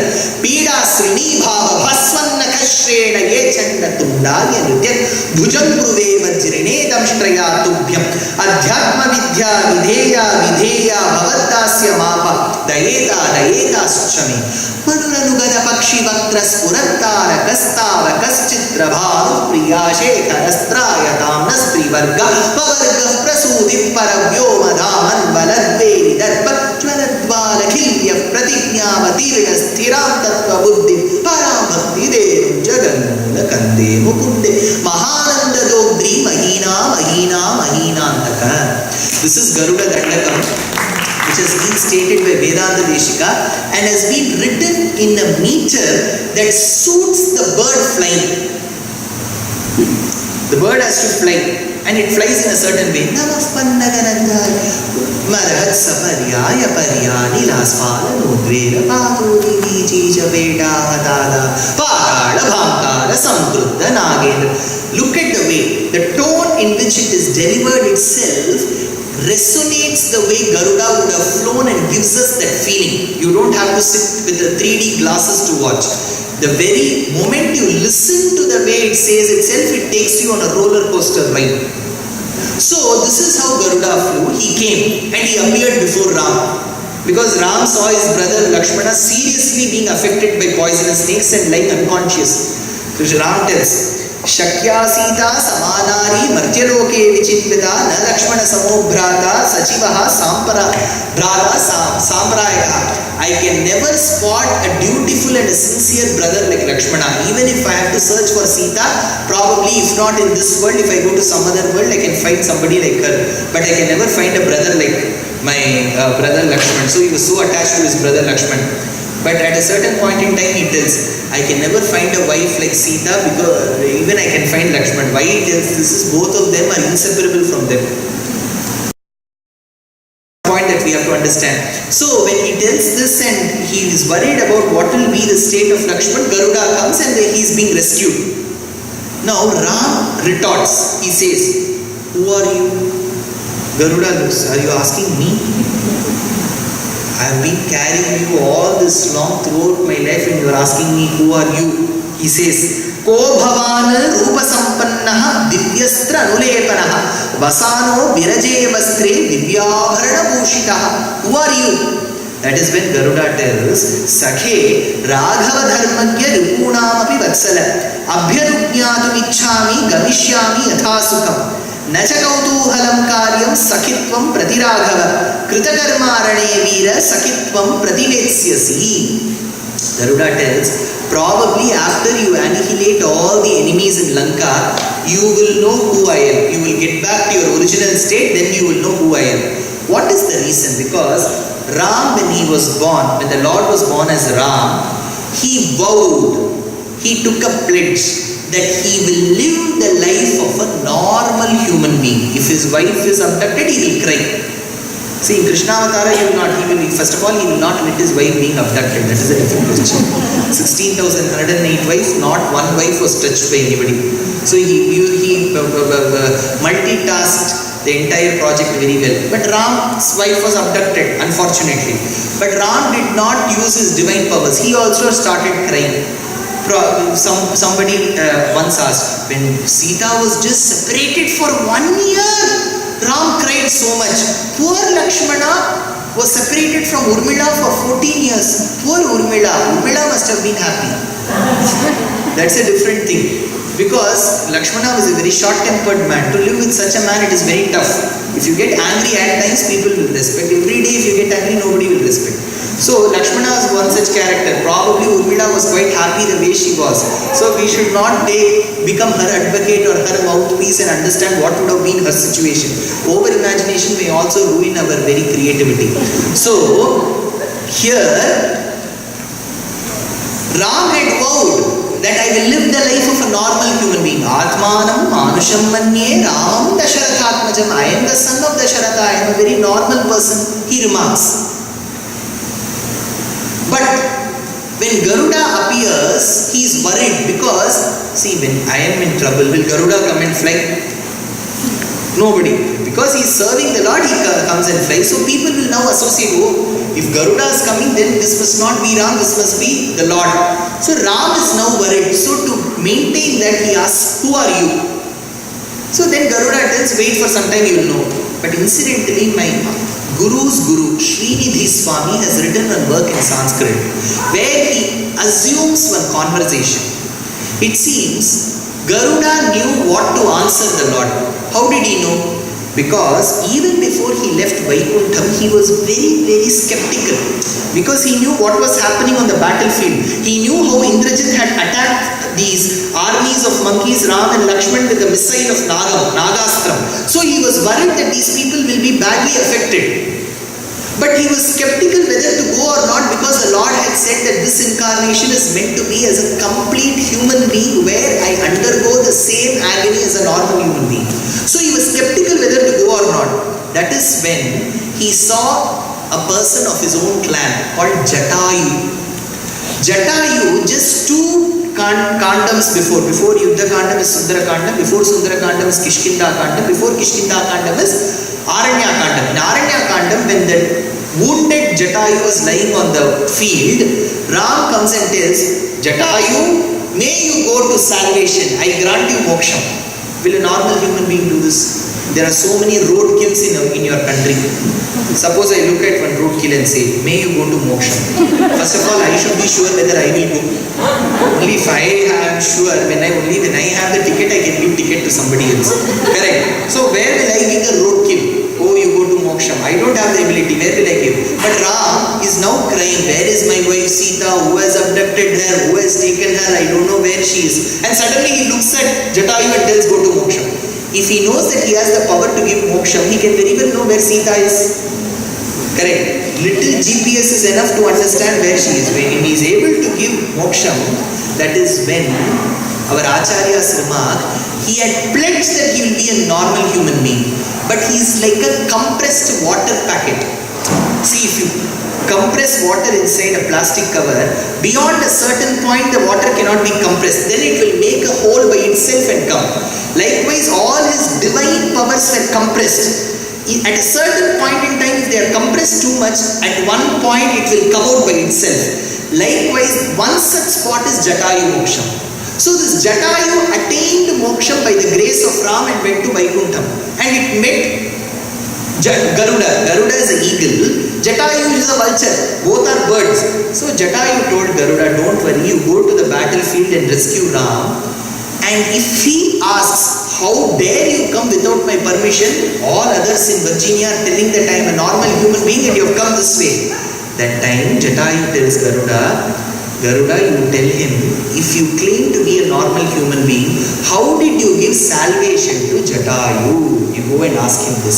So Jatayu, then Garuda comes and rescues him. So this is the part that he comes in Ramayana. That is why Vedanta Deshika brings the essence. Vego dvela suvela hakkimidamiti mito mantrito manarendraihi maya manushya dinam abhinayati harau labdha seva viseshaha Vaidehi karnapurastabaga surabhina yasamatshleshitoshna Krishna pariplavanam sabhavadu garudaha dukhavariplavona. So this is the portion of Garuda in Ramayana. We have seen Garuda Upakhyanam from Mahabharata. In Bhagavatam, he plays a very important role. When Krishna was born, before Krishna was born, Devaki was carrying for the 8th time. That was her 8th garbham. When she was carrying the Lord, that time Vedanta Deshika remarks very, very beautifully. He tells, Sesheshayanam garudena yantim padme nishanna madhiratna pitham hayana jaihi ashrita bandikritya swama kritim swapna drishadadarsha. While Devaki was carrying the Lord in her jataram, her garbham, while she used to sleep, she used to find something really slippery. What is the slipperiness? She did not know. The floor was rough in texture, but still she felt it was slippery. And whenever she used to walk inside the cell, jail premises, she felt as if she was being carried on a flight. She did not know why. The poet remarks, while the rod was still as a fetus, Garuda became the vehicle and Adisesha became the couch. That is why she felt it slippery and she felt as if she was being carried. So Garuda served the Lord even while he was inside her womb. And when the Lord was born, Tamadbhutam Balagamam Bujekshanam Chaturbhujam Shankhagadayudharvidam Srivatsalakshmam Gadashobhikaustubam Pitambaram Sandra Payodi Saubhagam Maharha Vaidurya Kirita Kundala Tvisha Parishvakta Sahastra Kuntalam Uddhama Kanchi Gadakankanadibhir Virochamanam Vasudeva Vaikshata. The extraordinary child was born inside this premises, jail premises, in the mid of the night on the Tithi of Ashtami, when the star of Rohini was shining on the sky, with the dark clouds engulfing the nectarine-like rays of the moon that were to fall on the ground, with rain pouring like cats and dogs, and with the floods of Yamuna river breaching on either sides. And that is when the Lord was born, with 4 hands, with the discus, the conch, the 32 teeth, the glistening white 32 teeth was a child born. Somebody asked, why should the child be born with 32 teeth? An ordinary child is born with none. He is an extraordinary child. to claim yourself extraordinary child, you should have something extra than what an ordinary has. So he had the 32 teeth. Dvija Chandra Chandrika Maikshata. So this child was born, and the father wanted to shift this child from this place to another. That is from Madhura. It is not Mathura. Today you call it Mathura. In Sanskrit is Madhura. Madhu is honey. So the city was so honey filled, it was called Madhura. The Madhura which is in the south is called 10th Madhura, the South Madhura. That is Madurai. So Mayanai Man Vada Madurai Maindanai says Andal. So Vasudeva was perplexed how to carry this child. So he carried the child in a basket and went out. It was pouring. He thought the child will be drenched as much as he will be. But not a drop fell on him. He was quite surprised. Is this a rain of illusion? Why is it not falling on me? He looked up to see the white 1,000-hooded Adisesha being the umbrella to the Lord. He was surprised and worried and feared. Imagine a 1,000-hooded snake above you. Poor Vasudeva. We should be able to understand his pitiable state. So he looked down and carried the child with all care. Now where should the rainwaters have fallen? If it is not falling on Vasudeva and Krishna, where should it have fallen? On Adisesha. But Adisesha was surprised. Not a drop fell on him. He looked up with all his 1,000 hoods. Garuda was giving him protection. Garude Nayantim. Why? Because Adisesha wanted to serve the Lord, whereas Garuda wanted to serve the Lord's devotee. So he flew. So this is a Bhagavatam sandwich. So you have got Bhumi Devi. Above her you have got Vasudeva. On Vasudeva's head you have got Krishna, who is Vasudeva. And on Vasudeva's Adisesha. And on Adisesha's Garuda. So this is a Bhagavatam sandwich. So what is in the sandwich? The crux, the Purnam part is always kept in the middle. You keep a cucumber above and below, and then 2 loaves of bread. Purnam is inside. Even the Lord is Purnam. Purnamada, Purnamidam, Purnat. What is whole? This is whole, states Vedas. So Garuda gave protection to the Lord then.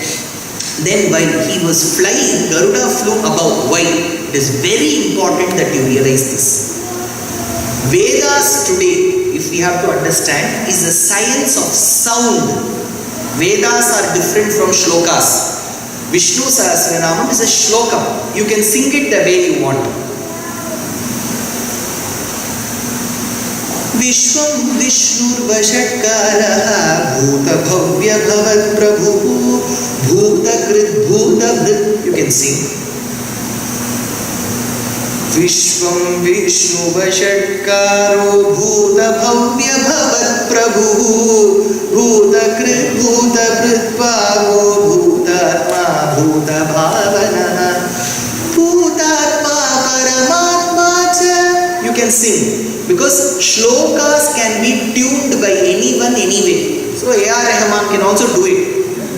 Whereas Vedas can never be tuned because they have already been tuned. You have to sing it the way it has been composed. Sahasra Sirsa Purushaha Sahasrakshas Sahasrapad Sabhumim Vishvato Vritva Atyatishthad Dashangulam Purushaye Vedagum Sarvam. You should rise where it has to be risen. It has to come down where it has to come. It has to be in the mid pitch where it is. Anudatam, Swaritam, Dirgha Swaritam. It has to come in a certain way, like the ECG report. Hiranyavarnam Harinim Suvarna Rajatasraja Chandram Hiranmayim Lakshmim Jata Vedo Mahavaha. It has to come that way. So Swaram is the life of Vedas. This Swaram is called Shabda Shastram in Sanskrit. Shabdam does not denote sound alone. In Kannada idara illi Kannadalli ಹೇಳ್ತಾರೆ ತುಂಬಾ ಶಬ್ದ ಮಾಡ್ತಾ ಇದ್ದಾರೆ.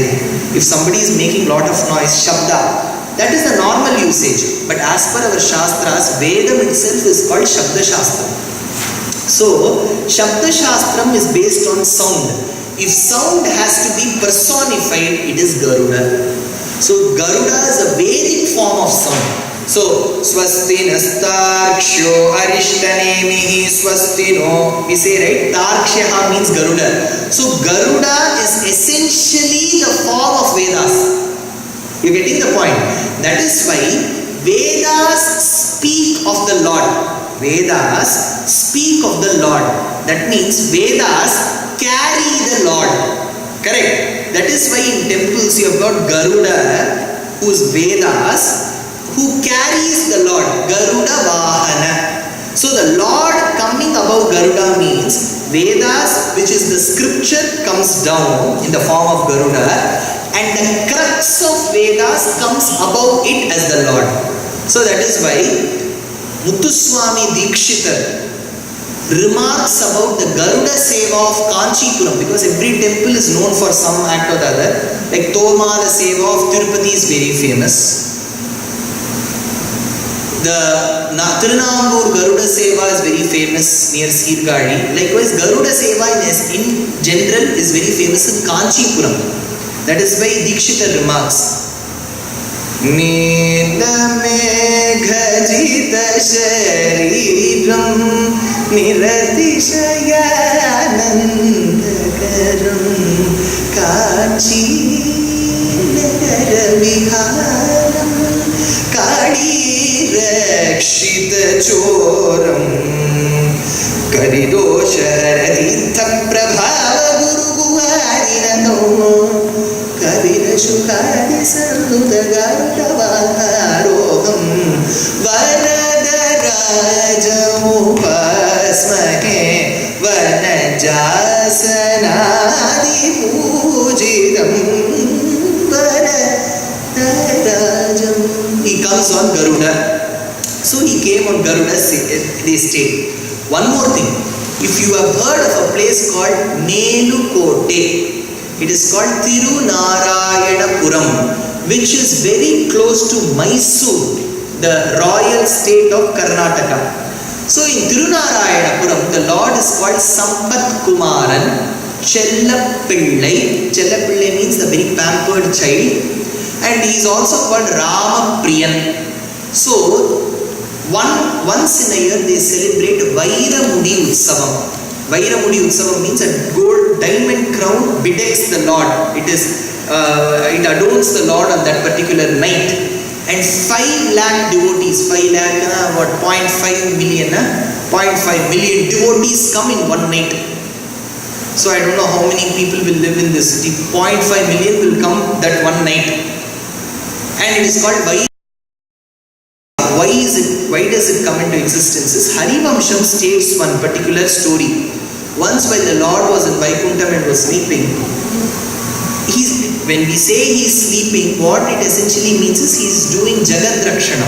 That is, he protects the world by just doing yoga. One form of yoga is sleeping. If you go to the doctor, he will never say perform yoga 24/7. He will say sleep well also, because sleeping is also one yogic posture.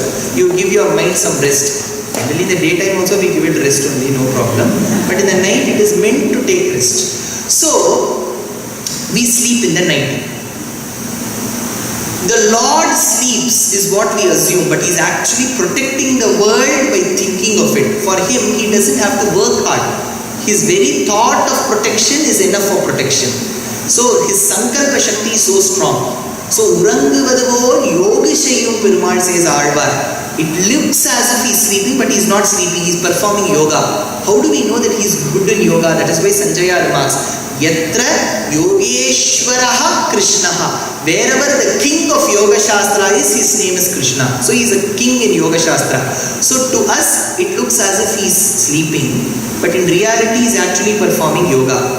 In our case, it may look as if we are performing yoga, but in reality we may actually be sleeping. If you go to yoga classes, they will say close your eyes. Think of what all you have done yesterday. Yesterday we would have done nothing meaningful. So it will be very futile to think about what we have done yesterday. But still we have paid that money to do yoga there. We have to still think. And the person next to us has already closed their eyes. So we will be forced to close. We will close. At the end of half an hour, we will wake up. Probably with no enlightenment at all dawned. But still the next person will say, it was wonderful. And we have no other choice left but to compliment that particular comment. Yes, it was wonderful, but in reality we would have done nothing there. So some eyes will be red to indicate that all this while they were sleeping. So even while performing yoga we sleep, but while he sleeps in reality he performs yoga. So while he was assumed to be sleeping, Virochana came and took away the crown of the Lord. Garuda was wondering how did he go inside, and when he went outside he covered it with some cloth. In traditional temples, when some close their something in their cloth, it means that the Bhatta Swami has given special prasadam to them. That's why they are closing and going. So this Garuda was wondering what must have transpired, and he looked back to see that the Lord's crown was missing. So burglary happens there also. So Garuda was really perplexed, and he went behind this Virochana, flew, hit Virochana and brought the diadem back. On his return, he had to cross Vrindavanam, not Brindavanam. Brinda in Sanskrit means Tulasi. It could have not been Brindavanam, because had it been Tulasi Vanam, Krishna could have never walked on Tulasi. Tulasi is his favorite wife. Why will he crush her? So Brinda is not Tulasi. It is Vrindavanam. Vrinda in Sanskrit is one type of a thorn. Since Krishna walked on that thorn again and again and made it grass, he made it conducive for the cows to graze. So it is called Vrindavanam. Then how Ba became Ba? In Brija Bhasha and in Bengali, there is a tradition of converting Va to Ba. Chakravarti becomes Chakraborti. Vidya becomes Vidya. Vangam becomes Bangam. That's why it's called Bengal. Likewise, Vrindavanam became Vrindavanam. That is why Indian Railways also called that train Vrindavan Express. That's different, but it's Vrindavanam. So while he was flying on Vrindavanam, he spotted Krishna playing the flute. Kasturi tilakam lalatapanake vakshasthale kaustubam Nasagre varamuktikam karatane venukare kankanam sarvange harichandanam sulanitam kanthe cha mugdhavalim gopastri pariveshtito vijayate gopal chudamani manini mani Shri Rupini Manasa Bahara Mana Janaka Divya Ganamurte Venuganamurte. This is a Telugu Kriti by Thyagaraja. Whereas Uthakad Kavi remarks how he played the flute. Alaipayude Manamiga Alaipayude Kunananda Mohana Venuganamadil Alaipayude. Looking at this beautiful cosmic form playing the flute, Garuda was naturally attracted like a bee that goes close to a flower that has supreme fragrance. So Garuda alighted there. He placed the diadem on Krishna's head. Krishna was a little boy. The diadem should have been a larger diadem. Right? From Vaikuntha Adipati's diadem. Actually, if he had placed on Krishna, Krishna himself should have fitted inside the diadem. But how it fit him exactly? In Vamana Avataram, the Lord came as a dwarf. Then he grew up as Trivikrama. He came up as a dwarf and became a giant. But when he grew, his dhoti should have toned. Correct, natural process. When somebody grows, the cloth does not fit that person. Till a certain age, one may grow by x-axis. After a certain age, they may grow by y-axis. In whichever axis it is, whichever coordinate, x or y, the clothes will not fit. Correct. But Vamana's clothes should have toned, but it did not tear. Puranas don't state. The reason cited is the properties of the Lord's accessories are the same as that of his. when we read about metals, we read about certain properties called elasticity, ductility, malleability, when it can be drawn into wires, thin sheets. One metal, the other metal may also have this property. Lord has the ability to expand, to contract. His accessories, his clothes and diadem also have that ability. It will fit him the way it wants. So when Garuda fit the diadem to Krishna's neck, head, it fit exactly. And this diadem he transferred it to an idol. And that idol was shifted from king after king and came to Melukote. Since this diadem was fit by Garuda, who is the son of Vinata, it is called Vainateya Kiritam. Vainateya at a certain point of time became Vaira Mudi. So this Vaira Mudi concept came into picture. So we have seen the role of Garuda in Mahabharata through Garuda Upakhyanam. Second, we have seen Garuda, the importance in Yuddha Kandam of Ramayana. We have seen Garuda's importance when Krishna, before Krishna was born, the moment Krishna was born, and when Krishna was playing the flute. Next in Bhagavatam comes one place. In about 10 minutes I will complete the lecture. Don't worry, in my lectures I am very particular about the time. So you don't have to worry. Some people will keep on delaying it incessantly. I know you will have a dinner to have, and then some may have to even take medicines. So don't worry about the time. You don't watch the watch, watch me. That's more than enough. Here, when Krishna was lifted the Govardhana Parvatam, about Krishna I will talk in detail, but not here. Tomorrow I am going to talk about Hanuman. The day after on Thyagaraja, again Rama Bhakti. 20th of this month, which is August. It is a Saturday, I think. I am assuming it's a Saturday. Saturday, August 20th, evening 4 to 7 p.m. I am giving a lecture in Shiva Vishnu Temple, Lanham, Maryland. So there I am giving it on, again in English, Guruvayur Krishna, the son of Devaki and Yashoda. So mark in your calendar, come there and listen. So I will talk in detail about Krishna there. Coming to the point, Krishna lifted the Govardhana Parvata. Govardhana Parvata, how did he lift? What picture? How did N.T. Ramarao lift? He lifted this way. That time we see the mountain like this, the tip that way. This is how every sculptor has done it. But as per Bhagavatam Harivamsham, he lifted topsy-turvy. The base went to the top and the tip came to the bottom. Why should he do that? Only then the cattle down will have grass to graze. You are getting my point. What will the cows eat? These women folk they will cook butter and ghee for Krishna, but cow cannot have butter and ghee. It needs grass. So Krishna ensured that they get the necessary feed, the fodder. So the moment all the clouds that were dispatched by Indra to pour incessant rain got exhausted, the sky turned blue with white clouds, indicating there will be rain no more. That is when Indra comes in search of Krishna to seek forgiveness. He will do some act, but finally he will repent for it. He could not have done that, but certain people are blessed to always perform the wrong things. So Indra was one such character. So he came in search of Krishna, but he did not know where Krishna was. That time in Vishnu Puranam, Maitreya remarks that as he was hunting for Krishna, he saw Garuda flying at one place. And when he looked down under that shade was Krishna seated. So Krishna is recognized by the shade of Garuda. That is why it is an imaginary conversation between two women. One woman asks the other, "Did you see the dark young lad with a loin cloth and a bamboo stick moving from one place to the other?"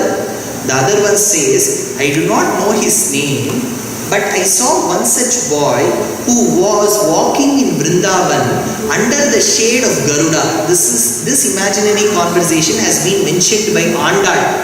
பட்டிமைந்ததோர் காயேது பலதேவர்க்கு ஓழ்கள் கன்றாய் இட்டீரிட்டு விளையாடி இங்கே போத கண்டீரே இட்டமான பசுக்களை இனிது மறித்து நீரூட்டி விட்டு கொண்டு விளையாடி விருந்தாவனத்தை கண்டோமே. Mela pinkin veil kapan vinadai silvan chiragennu Mela pinkil varuvane vrindavanate kandome. It's a very folk based pasuram that she has sung. Great composers they were. Now Krishna had to do this. Next, finally, once Parijatam was a pushpam. In those days, that flower, if one has one flower, 6 miles away you can smell it. That's what Bhagavatam states. So once Narada brought this flower, and that time Krishna was inside the harem of Rukmini 101.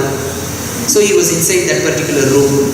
So Rukmini and Krishna were seated, and Krishna asked, what flower is this? This is Parijata Pushpam, Krishna.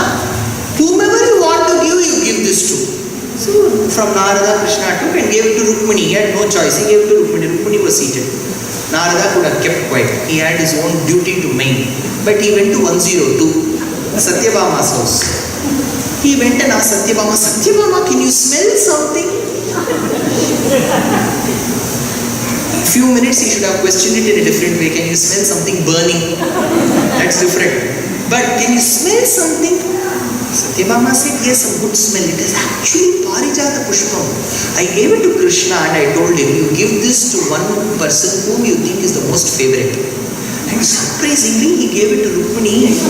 That very moment, Satyabhama thought, I don't need the Parijata flower anymore. I need the entire tree. Now, under whose benediction is the tree? It is in the garden of Indra. Indra will never part his seat nor his possessions. But then, there was a huge crisis in Indraloka because Indra's mother Aditi had gone for hair bath. Generally, women, before they have hair bath, they will apply oil, and if they have to apply oil, they will take their studs out. So she had kept her studs out. By the time she took bath and she came, the studs were missing. In Indraloka also there was robbery. So immediately an FIR was lodged, but no action was taken then also. That's different. Then Varuna's umbrella was missing. All such peculiar things started missing. Then they spotted that Narakasura had taken away all these things. So Indra said, Krishna start immediately, help needed, urgent. So Krishna came. That time his driver did not come. Chauffeur had taken long leave, sick leave. In those days, 3 women drivers were very famous. Since India had the habit of giving license to women unlike Arabia, so women could drive. So Dasharatha's wife Kaikeyi was a very good driver. Krishna's wife Satyabhama was a very good driver. Third was Subhadra. Arjun's wife was a very good driver. 3 known women drivers. So Satyabhama said, I will drive. So she sat in front and they drove. He killed Narakasura and immediately Indra hosted a party. This party is to commemorate the death. Everybody, all buffet system, it was being served. And that time he asked Krishna, thanks for all the help. Do you need something? He said, I don't need anything. My wife needs the Parijata tree. He said, I cannot give. Garuda was angry at this. He takes all the help from Krishna and is not ready to part away. So with the beak, he plucked the entire tree and brought it to Satyabhama's harem. But the beauty was when she planted, all the flowers fell in Rukmini's 101 room. So that is the beauty of any tree. That is why in India, people generally go early morning for walk. And they will always ensure that they take flowers from somebody else's house and offer puja in their house. So the person who has planted and nurtured the plant will be left with no fruits or no flowers. Now, so Garuda's role comes here. In Kali Yuga, before this Kali Yuga concept comes, when the elephant's leg was being clutched in the jaws of a crocodile, the elephant started crying for help. One leg of it was pulled by the crocodile. The female elephants, in order to save this male elephant, they started pulling the other 3 legs. So that is why they say one is a real Shatru and the other one is Upakara Shatru. It will also help and will also do. So Upakara Shatru is one and real Shatru is one. It is better to have a real Shatru than Upakara Shatru. So the other 3 legs were being pulled. The elephant did not know what to do. Mentally it started crying for help. Akhila Karanaya, Adi Bijaya. Kari Makariki Kari Pedayan, says Potanna in Bhagavatam. So they started fighting. And that time the Lord could have, from remote itself protected that. He doesn't have to come all the way. If he has to do everything all the way, then there is no need for him to have lordship. He could have very well protected from there. See, the sun rises in the east and sets in the west. For how many years it has been happening? We do not know. Countless, eternal, timeless. And in the years to come also it will be like that only. Nowhere it will stay. No announcement please. From tomorrow onwards the sun will rise in the west and will set in the east. Nobody will say that. It is being continuing. And the sun is there in that position only. If it comes 1 inch closer, already the sun is hitting us. Today, these days, in Washington I thought it would be very cold.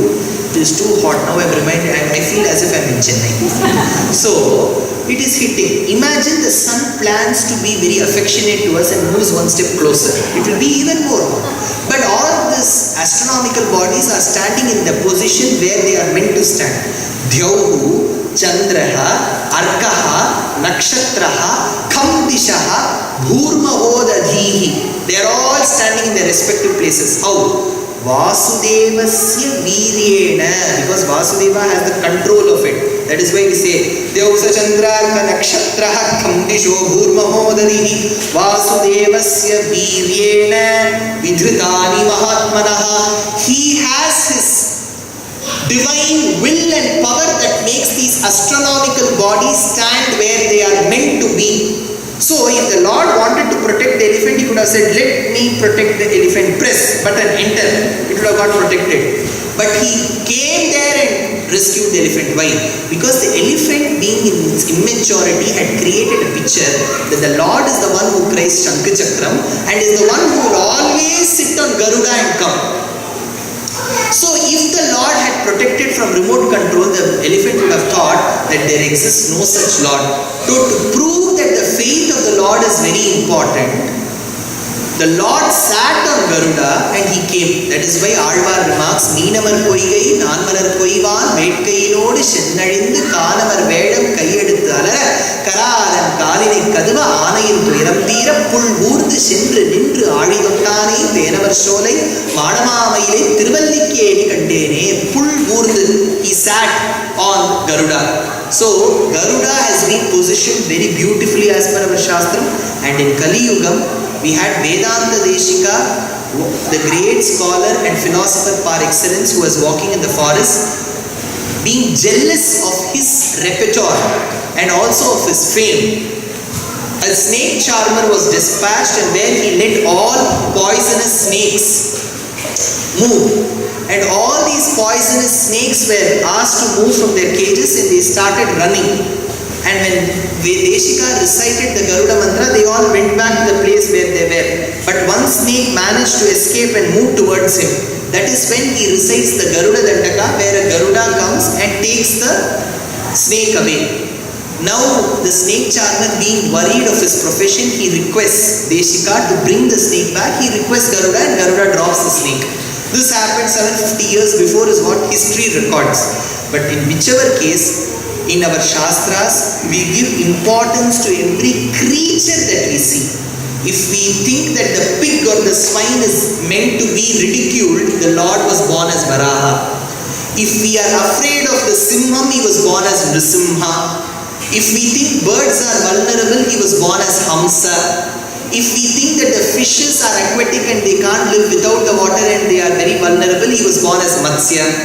If we believe that the tortoise is very, very lazy, he was born as Kurma. If we believe that the Lord should run in the race, he is born as a horse called Hayabhatra or a Hayagriva. If we think that the birds are just meant to fly, he is born as Garuda. So all creatures in the creation are personification of God's qualities in one way or the other. So the quality of might, the quality of valor, the quality of gratitude, the quality of servitude, all these four qualities were imbibed in one character, and that character is Garuda. So Garuda has great importance as per our Shastras, which we have discussed from Ramayana, Mahabharata, Bhagavata, Acharya's Sri Suktis and Kali Yuga Vrittantam. So with this, I would like to conclude that Garuda is a highly respected celestial god as per our Shastras, and whenever you start driving every day, before you start you say Suparno Ayuvahanaha. This is a belief that Garuda will always protect. It is two easy names. You don't have to say the entire Sahasranama. Suparnova, Yuvahanaha, and they are not tough words. Akshobhya, very tough. Kakutstha, very tough. They are not tough words. Suparnaha, Vayuvahanaha. You don't have to stress your tongue also. So Suparnaha, Vayuvahanaha. Start wherever you go, teach your children. Small things can change our life. Life is full of belief and confidence. You cannot ask me, is there a patent to prove in how many respondents was this tested? Is this a placebo or what was given? How many weeks later it was found? There is no patent. For belief, no patent is required. If the mother tells he is your father, we have to believe. Immediately I cannot go perform a DNA test and check if my mother is saying is right. Then the very concept of motherhood will go away. So in life, certain things are meant to go by belief. In life, certain things are meant to be confident about. So one such is Shastram, and in Shastram it is said Garuda is a personification of all this. Let us celebrate Garuda. But if you see a typical Vaishnavite emblem, you will have the Thiruman, the signia, then you have got the Shankha Chakram, then you have got Garuda and Hanuman. So today we have spoken about Garuda, then Hanuman will get angry. He will say, give me due importance as well, because Garuda is in the right wing, Hanuman is in the left wing. Though in India currently it is right wing, left wing may also oppose. So let us go by the left. And let us also speak about Hanuman tomorrow. Hanuman will be more interesting because Sundarakanda will come into picture. Sundarakanda is the essence of motivation, and the moment you hear it, you will feel confident. Some people say, however educated they are, sir, I am very depressed. In earlier days, the only word I have heard depression is when it comes in Bay of Bengal. Generally in news they will say, there is depression formed in Bay of Bengal. It means we will get rains. No other depression I have heard. Generally people mentioning. Here they will say, people are depressed. I don't know why should we go depressed?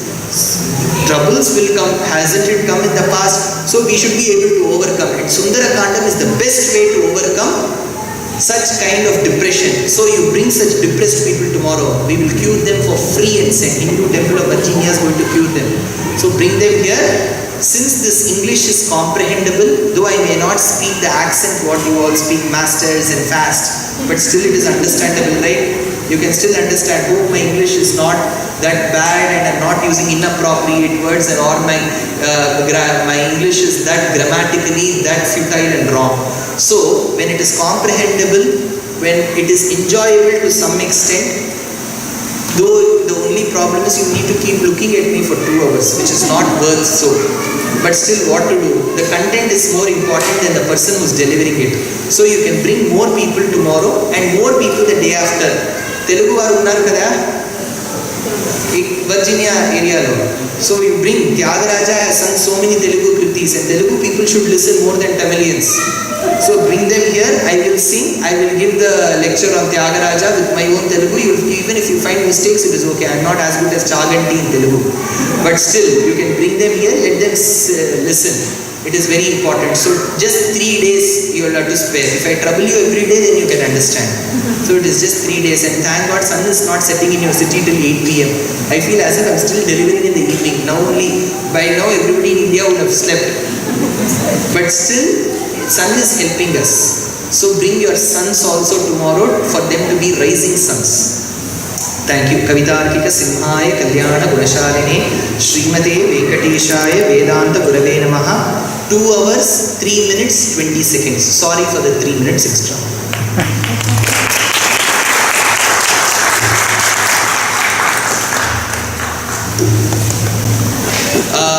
I've got my pen drive, memory chip left with my good friend Srinivas here in the counter. It's a memory chip that carries 220 hours of lectures in Tamil. It's in Tamil. So I don't have anything in English as of now.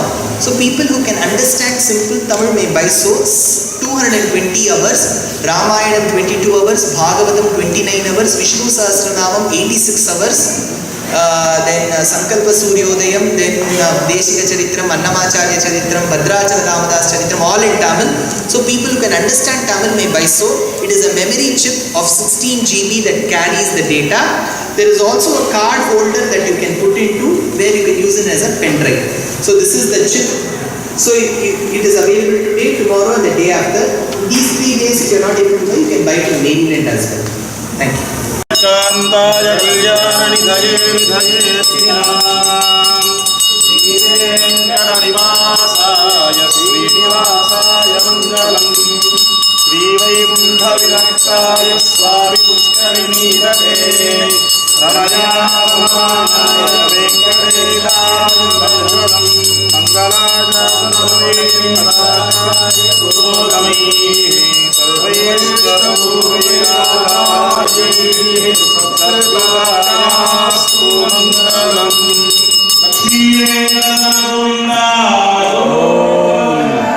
Jai Shri Manara. Small update from Temple Talk.